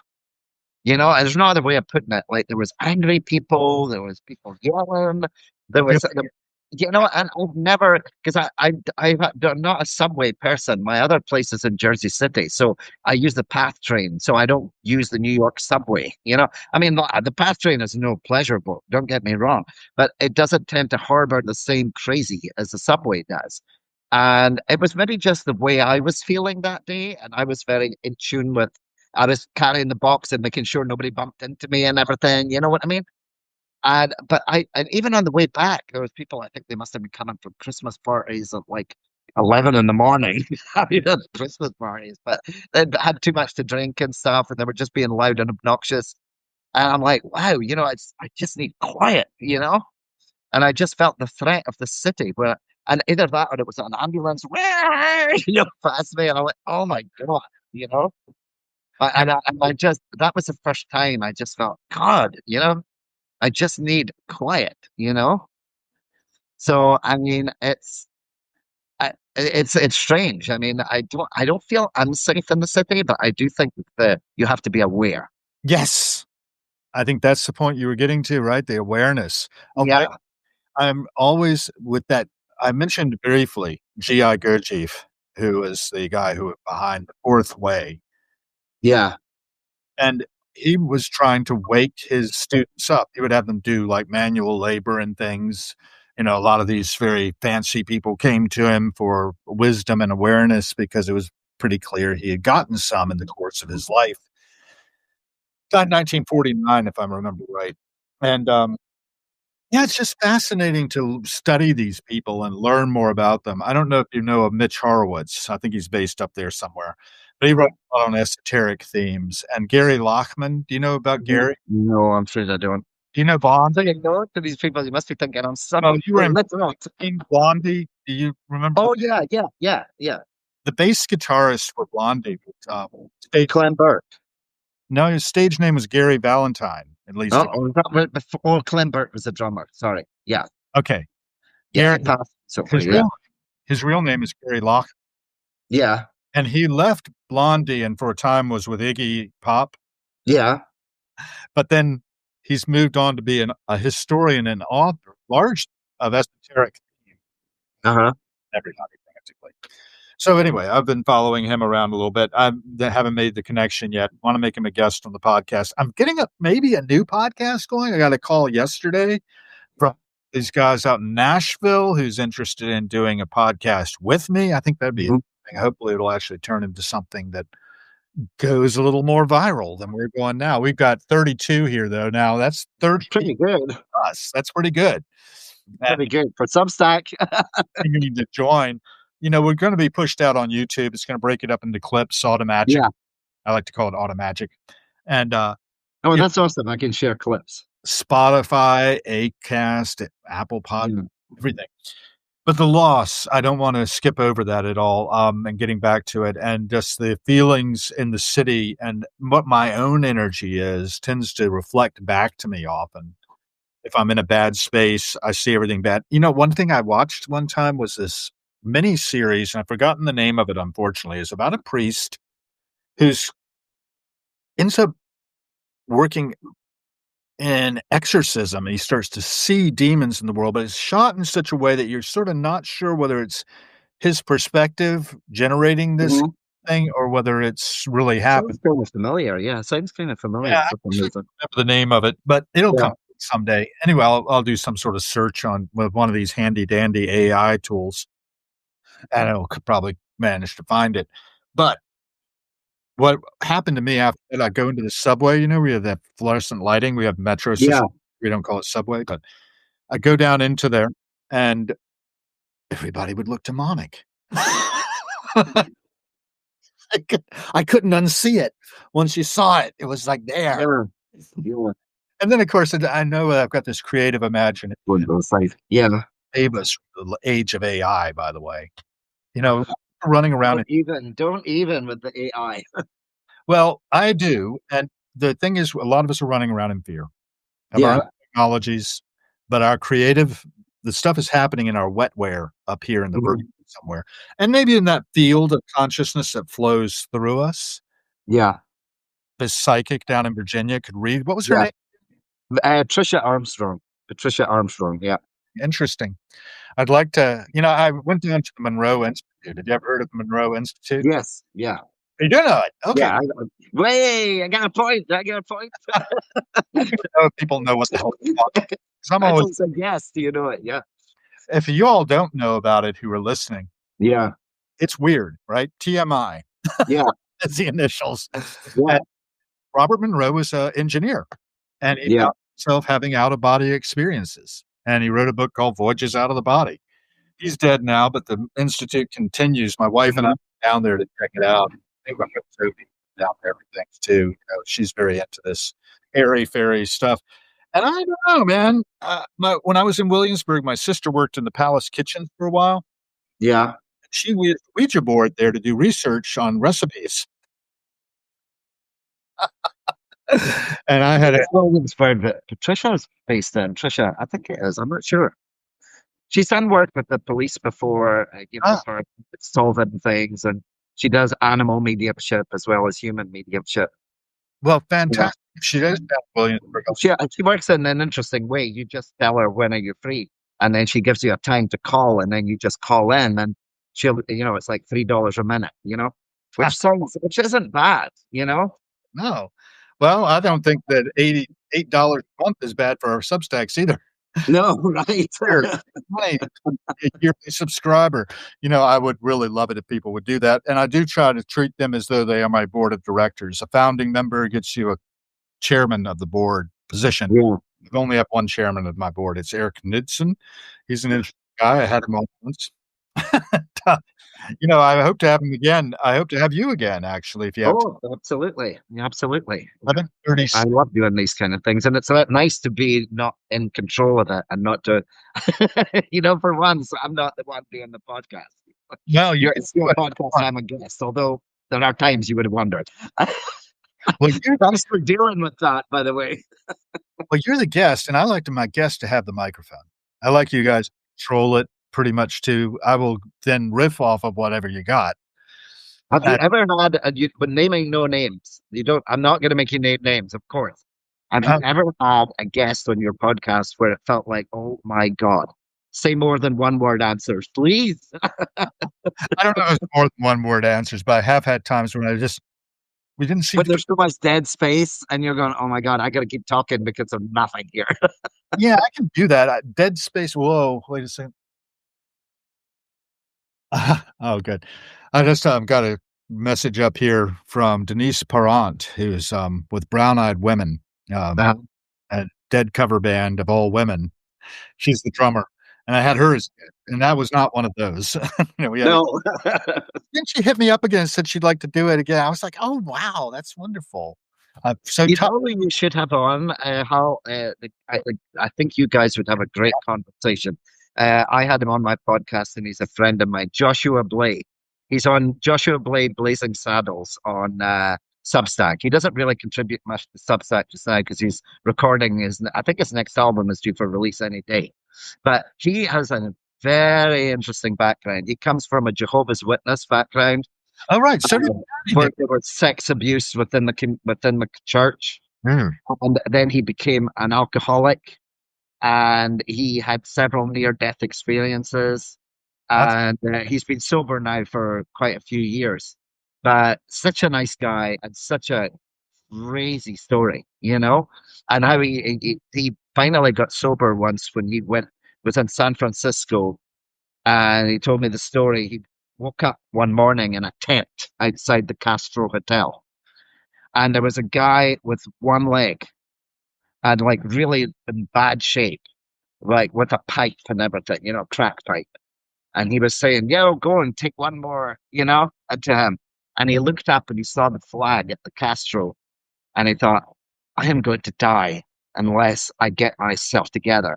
And he called his mom, and his mom came to pick him up, because he that, said, "No, I am going to die if I don't get out of here," you know? for those who've joined. I was talking about how when I got sober Yeah. down to, in '97, I didn't stay that way. By the way, my sobriety date is 9/11/2015. First day. So with Joshua, he went through several Yeah, attempts. this one was my plan was to kill myself after the meeting. Yeah. I was going to give it one shot because I'd seen these guys in 1985 and I had been none too impressed. Yeah. That's the danger of the meetings, right? For me, is that they can be life saving, as this one in '97 was, but they can also set people with the wrong information. And like Yeah. talking about, you thought it was very religious and required religious. Yeah. Because I'm just going with a serenity prayer and no hands on. I'm the typical person who knows nothing but passes judgment. And it's not hard to find now. That's the thing we have, The Right to Know, as John Perry Barlow called it. Are you familiar with Yeah, Perry Barlow by any yeah, chance? yeah, You are? yeah. Good. I love that. Another point. Point. And, yeah, I'm sitting here searching around for things. I was, digging up Mother American Night, Yeah. John Perry Barlow's lovely, I wish I read more. Oh, I'm such a bad, as a writer, I'm a terrible reader. I this read books on Kindle on my phone when I'm traveling backwards and forwards. Yeah, this one is hard to put down, but Yeah. audiobooks, whatever, they're all available, and I can't find this is what I was looking for. There's a lot of information about the 12 steps out there. Here's Uh-huh. There's also the fact is there are a lot of people who wrote about it and other themes. This is Marty Mann's new primer on alcoholism. Marty was like one of the first women in Alcoholics Anonymous, and she set up the National Council on Alcoholism, and she was the executive director. I think it's now called the National Council on Addiction and Alcoholism. Still going. Yeah. Um, and there's a lot of information out there that can help people. And Yeah. there's a lot of misinformation in the hands of ignorant people who don't know better, and that's Oh, yeah. I mean, even I was bad we when do. having Yeah, that right, experience right, dealing with, yeah. When I had that experience dealing with an addict, I just thought, shake yourself out of it, pull yourself together, why can't you just stop? The usual things. And then I'd read so many books at the time just to get a greater understanding of how his mind worked and how addiction worked. right. And it wasn't really till after he passed, though, that he incidentally took his own life. But it wasn't until not with drugs, strangely enough, he was in prison at the time Wow. for the theft that accompanies drug addiction, and he was found hanged. We still don't know, did he do it or was it done to him? Oh my gosh. We don't know, but he passed at 27, Yeah. but I just, with the things I know now, I realize that I could have been, I could have done, I could, what the usual. I could have been more, but sometimes it's like their destiny is so set. Some people can't be helped. My friend put him into so many rehabs, and people at the rehabs would say, "We see bad cases, and he is a really bad case. I hate to tell you, but this is not going to end well because nobody could get through to him. Nobody could get through to him. True. Open up. It has to really come up from the inside on It's all just, inside you. It has to eventually become something inside of us. It can be brought in, the seed can be planted, and that happened to me, actually, and I was drinking at a place we called, Franklin Street in Williamsburg. Colonial Williamsburg put on this thing called the Historic Area Programs and Operations Happening uh-huh. here for some reason, and it was a lot of kegs and a lot of beer, and I was driving, and a young lady who was on work release from prison told me that I really needed to think about that before I got behind the wheel. The reason she was on work release from prison was she had been driving back from Newport News with just a couple of beers in her maybe, and clipped a bicyclist, Oof, yeah. killed him. Oh my God. I thought you were going to say just missed him. Yeah. What was weird was she and that guy had exactly the same birth date. Wow. They'd been traveling through life from birth on the same day, the same year, Yeah. until they intersected, and his life was Yeah. and she has Wow. to live with that, and I don't know how people do it. I do wanna, put up some Christmassy things too. I just got threw Book of Days open for Christmas, Oh, and there's a photograph Patty's got for us, that says, "On Christmas Eve, we contemplate the birth of a child, the hope of the world. Let's be good ancestors," is often a message I wanna put out. And then there's her Christmas Day one, a portrait of Patty herself at her I don't let's see what she says here. It's my first Christmas, Chicago, 1947. On that afternoon, I walked around the kitchen for the first time, spurred on by my mother waving a new toy rabbit. He is just about to turn 1 year old yeah. in 1947. And Uh, now, 79 this year. yeah, and on the 30th. Yep, the 30th. Yep. And, Unbelievable considering it's like I said to her on her thing a few weeks back that I don't know where she gets the stamina from. I mean, I went to a show, and I was exhausted after it, and I wasn't even up there And at the Lincoln because I Theater, was out past my bedtime. now Jesse and Tommy Shanahan had stools for their part, but Yeah, standing the whole time, yeah, entire yeah, Lincoln Theater book event for Bread of Angels. If you haven't picked up Bread of Angels, I recommend it. Another thing, somebody mentioned they are a free subscriber now. Thank you for that. Free subscriptions are all the better. Amplify the signal through the noise. That's another yeah. thing for each other. No, I love getting new subscribers, because That's what my it's just like I said, it's oh no, you're not gonna play. You're not gonna play. no, no, no. It's far too still for the condo I live in. My neighbors would hate me. But this is life, and amplification of signal through the noise is piping and drumming is all about. And I used to play drums.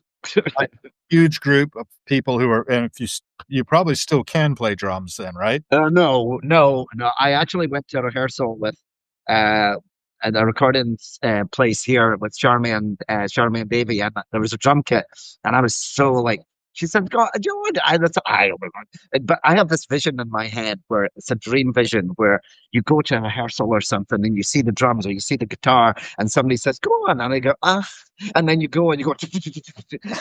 It wasn't that. Did you hear what happened back at the Cow Palace, I think it was, too? It was Carlos Santana. You immediately pick up the guitar and everybody goes, "Oh, I didn't know you could do that." Well That's my dream world. In my rainbow world, it was, oh, I've forgotten everything. well, know the story behind The Who's, Quadrophenia tour, I think it was, where Keith Moon just fell out completely, and they brought on a guy named Scott onto the drums, Yeah. and, yeah, out of the audience, Pete Townsend got on All right. Yeah, that's another thing. "Hey, who can" I got goosebumps because it's another dream of mine. I had a great time in Philadelphia recently. September 10th it was, the, Song Is Over tour, and I Yeah. was in the front row in front of Pete Townsend. Um, we have a connection through a guy named Charles Haynes, who wrote this book Yeah. in my hands called The Awakener, and it's about Mayor Baba, who is, Mhm. Pete's guru, and, I highly recommend people checking out Mayor Baba too, because he had a lot of good things to say, particularly about mortality too. He was like, it's taking off a suit of clothes and putting on another one. Yeah, which is a nice thought, really. And he I "Don't worry, be happy," right? You were mentioning getting up there on stage with people. I will mention my duet with Tina Turner. When would you do that? That I did one word with Tina Turner really? Okay.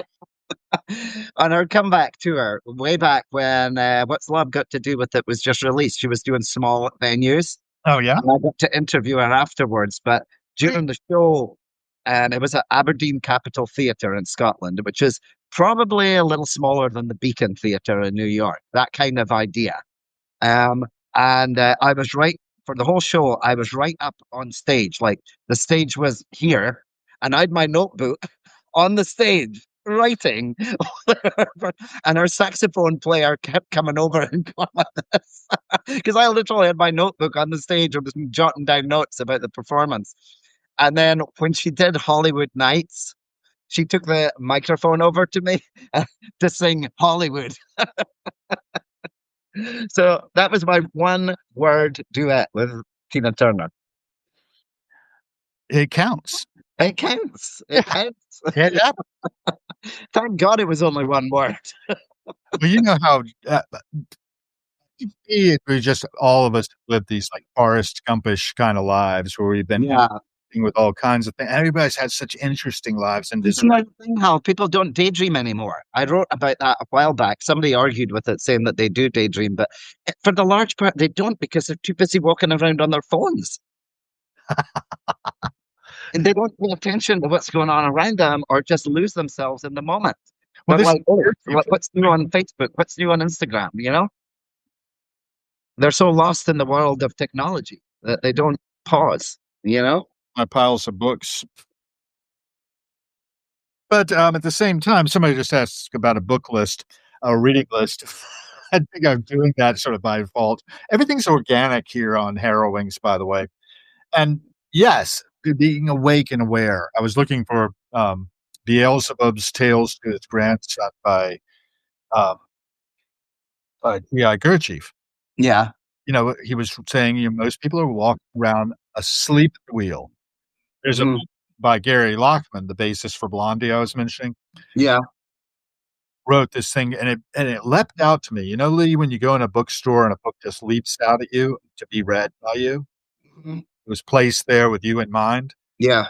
This one was called Beyond the Robot: The Life and Times of Colin Wilson. I knew nothing about Colin Wilson. You know about Colin Wilson? No, don't. No, I can't say you. He's written about 100 books, Wow. and he was panned by the critics massively for his first one called The Outsider, Hmm. 1954. Do you remember the movement called the Angry Young Men in British Yes. literature? Yeah. Colin Wilson got slapped into that, even though he's much more less angry than he was optimistic Yeah. in his writing. But Beyond the Robot really focuses on how automatic we are, how we go through life mostly unconsciously. Hmm. Think we're conscious, but we're really not. I love the thing about your television screen up here too, Yeah. because That's the only way I can describe it. one of these things that this guy does when he was doing stand up back in when he was young, and I wonder if there's any photographs, but no, there aren't. But he would tell people would ask him, "Do you just make that stuff up?" And he'd say, "Yeah, sure, but that's actually a lie because I have like these movies that happen inside my head or Yeah. inside my forehead that I watch." He watches the movies, and then he Yeah. poured out what he was. And did he make them up, or were they coming into him? Kind of like Tesla, right? It's weird when it happens. It's like I've seen like usually it's just weird stuff I see though. It's not they're weird looking Not people helpful. and they're doing weird things or sometimes I would have the experience of flight, which was really good. Now I'm really gonna sound like a nut job, but that was gonna come and take me away again. But Coming to it take was away. like but a flight, those were the best ones. It was almost like a vivid dream where you felt like you were flying over a landscape and you could see everything so clearly in front of you that you didn't want it to end. You know what I mean? But those things don't happen to me that much. It's not like I said, I've been told I have the gift, but it needs to. It's like it's not far fetched when you think that there was a program. You'll probably know this better than me. I don't know the exact facts, but there was a program during, I think it was the Second World War or something, where they actually had a group of people that they trained in remote viewing. It was a massive experiment so that they would have the power over their enemy. And there was Right. a whole like Monroe Institute's. underground Yeah. thing, and these people were trained to remote view the enemy. Do you remember The Men Who Stare at Goats, the movie with George Clooney? Yeah, yeah, Was yeah, those lines, yeah, it was about yeah. that project, and I think actually the, stuff comes out of the same thing as at MK Ultra. Yeah, I'm sure if people Google it, just like remote viewing project, Oh, yeah. I'm sure it comes up as Yeah, something. as far as I know, they're still using it, and police consulted with Trisha, right? Down Yeah, wherever she is in Virginia. You think she's in Williamsburg, huh? Trisha. I think so. Yeah, Yeah, that's really everything interesting. is like Googleable. But look, this is how the world, I call. I get two phones. Got it. This is the world we live in. Yeah, I got so many devices too, it's One ridiculous. for business, one for pleasure. I can't wait until they're all just enmeshed inside of me, Yeah, exactly. It's like and I will be augmented. what's your wrist? Yeah, we will be able to have those. You ever read William Gibson by any chance? No, no. He's a writer who coined the word cyberspace. Uh-huh. He was working in a head shop in Toronto and Yeah. writing stories, and he ended up writing this one called Neuromancer that then had a trilogy basically. Yeah, that I've heard of. Yeah, that I've heard of. Just Mona not the name, like Lisa, the associated it with. Yeah. yeah, Mona Lisa Overdrive is where I cut my teeth. I was in Denmark. One of the co-founders of the company I think they were working for, a tech writer, Yeah. suggested I read it because he thought I looked like William Gibson for some reason. I don't think I do. But I read him, and I've read a lot of his stuff. And there's actually a series on Prime. I'm going to go right looking at chilling. And the writer's strike killed the second season, which William Gibson said probably wasn't an entirely bad thing. But one of his novels was called The Peripheral. Hmm. That was on Netflix about a 2 years ago, I guess. Whenever the writer's strike was, would have been the second season. Yeah, I can't remember now. It seems like so long ago. In another world, in another America. Wait, well, the pandemic happened to us, right? What happened Yeah. during shut it down, by the way? I'll probably let you go soon. What's that? What happened to you during the lockdown period of the Oh, how'd that go? I still remember leaving here. This is where I work. This is my friend's apartment that I stay in while she's away.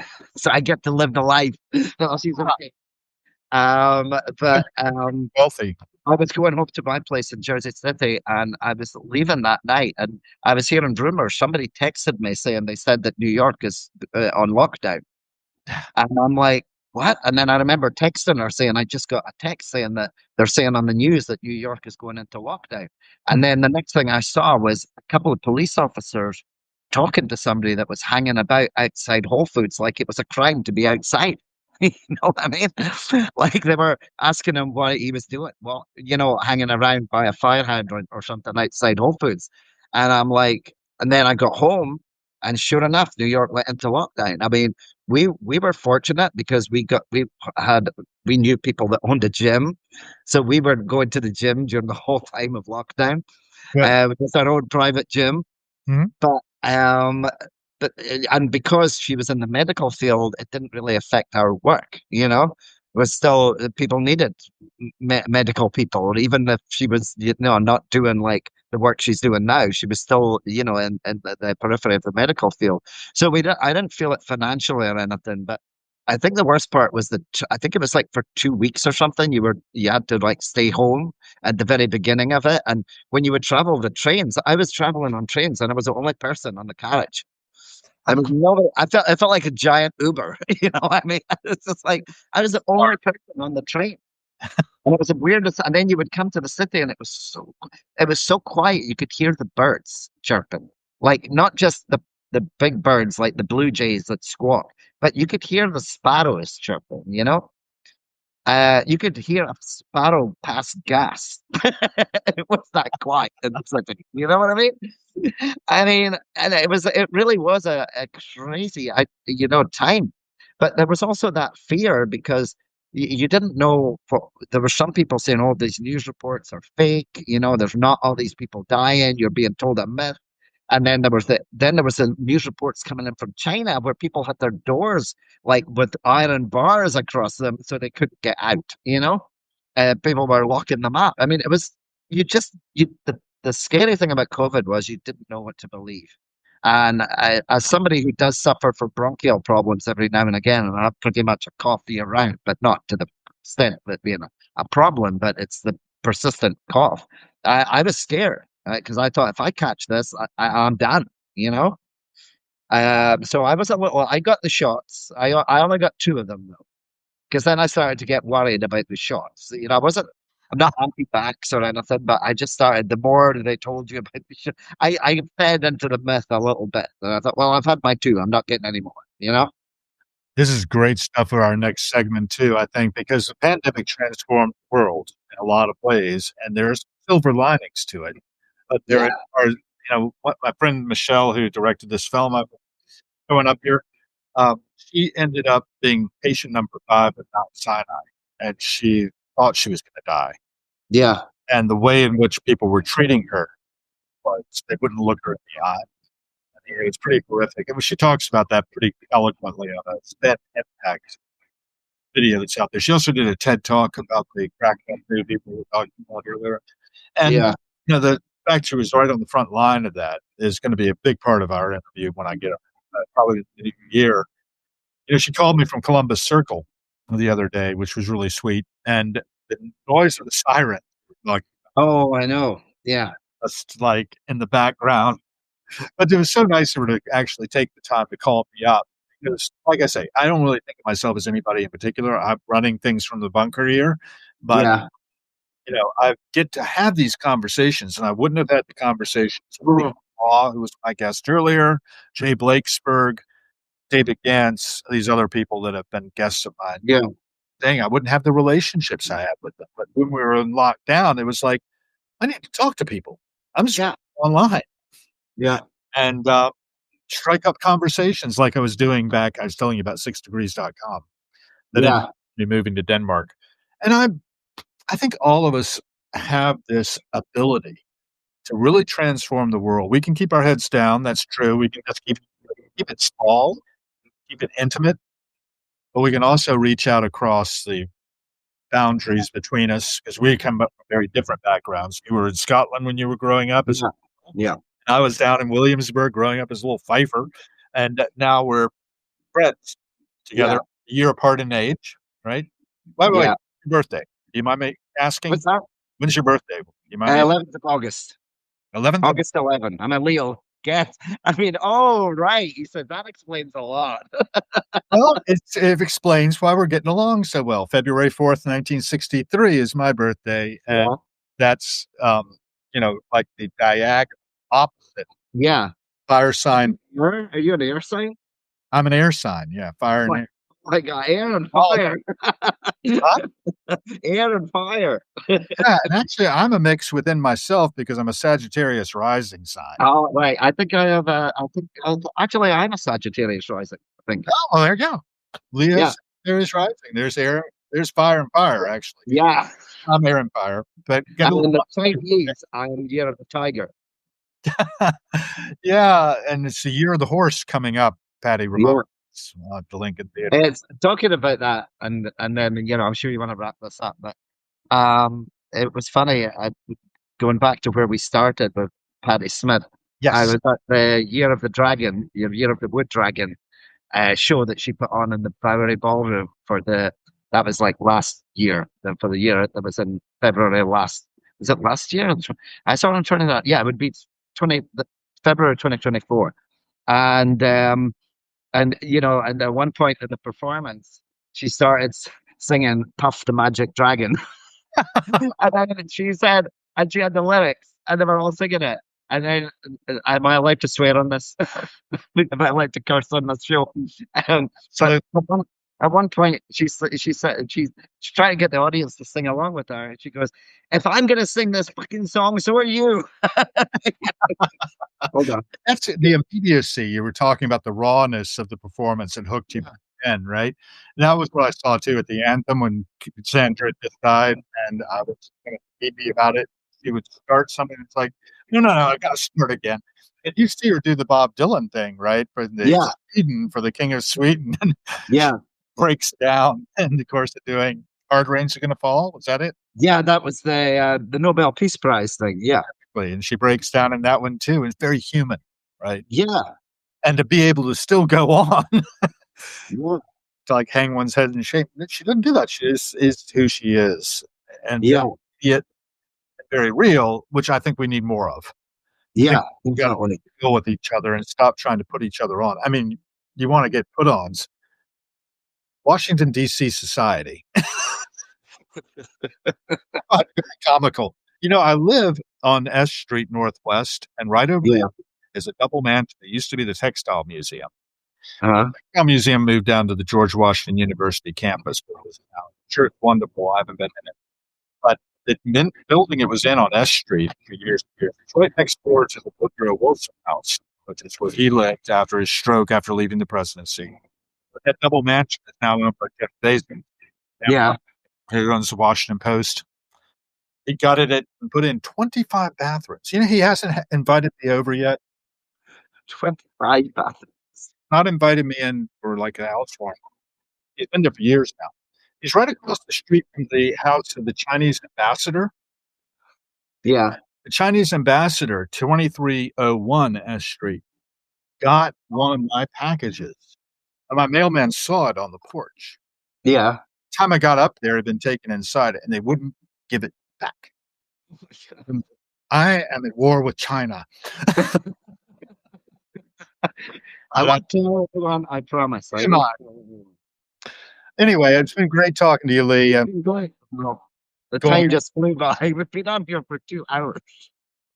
it's not been two, has it? Let's see what time. Yeah. We started at 10. Oh my god! Is this a record? I thought it was 11:30. Is this a record? No, it is not actually. We got Oh, you're not. 45 minutes to get up with Skip Healy. Oh, okay. Skip is according to Yankee Magazine, the world's greatest fifer. He Yeah. flutes over in Switzerland. Uh, He's American, but he likes flutes in Switzerland. He has this great story that he tells somewhere in that 2 hour and 40 something minutes about smoking a joint on Pier 39 in San Francisco. And yeah. he comes up behind him and says, "Oh, that smells really good." And he expects to turn around and see San Francisco's finest. Who is it? It's Jerry Garcia. There and shares a joint with Jerry Garcia and talks about banjo playing. Yeah. And Jerry turns to him at the end of it and says, I don't think I've ever told anyone that story before. And so he's the carrier of this unique story from Jerry Garcia that he put into my podcast, which was lovely. I forget what it was, but anyway. Yeah. I don't like listening to my own voice either. But we now have 38 other people have joined us. We have been on for 2 hours, and thank you guys so much. Happy Eve if you celebrate. Yeah. Happy Merry Christmas, right? Yeah, it's a season, and I'm so glad to have had this time with you, Lee. It's been Yeah, this was fun, Hal. This was fun. Well, definitely let's do it again sometime. I really hope we will, and, yeah, tell me what shows you're going to. Maybe we'll be just talking current events next time as opposed to Yeah. entire life The next stories. one I got coming up is Symphony Hall, another one of the book events at Symphony Hall on the 21st of January. Oh, and I also have, keep forgetting this one. Jesse is that's Jesse Powers Smith is doing a show with Joseph Heckler, I believe his name is, and at the Joe's Pub on I think it's beginning February 4th, if I'm not mistaken. That's my birthday. It is. Yeah, I think she's doing it for my birthday, actually. She I probably think so. I think she said that, but so don't make a big deal of it. But we're doing it for Hal.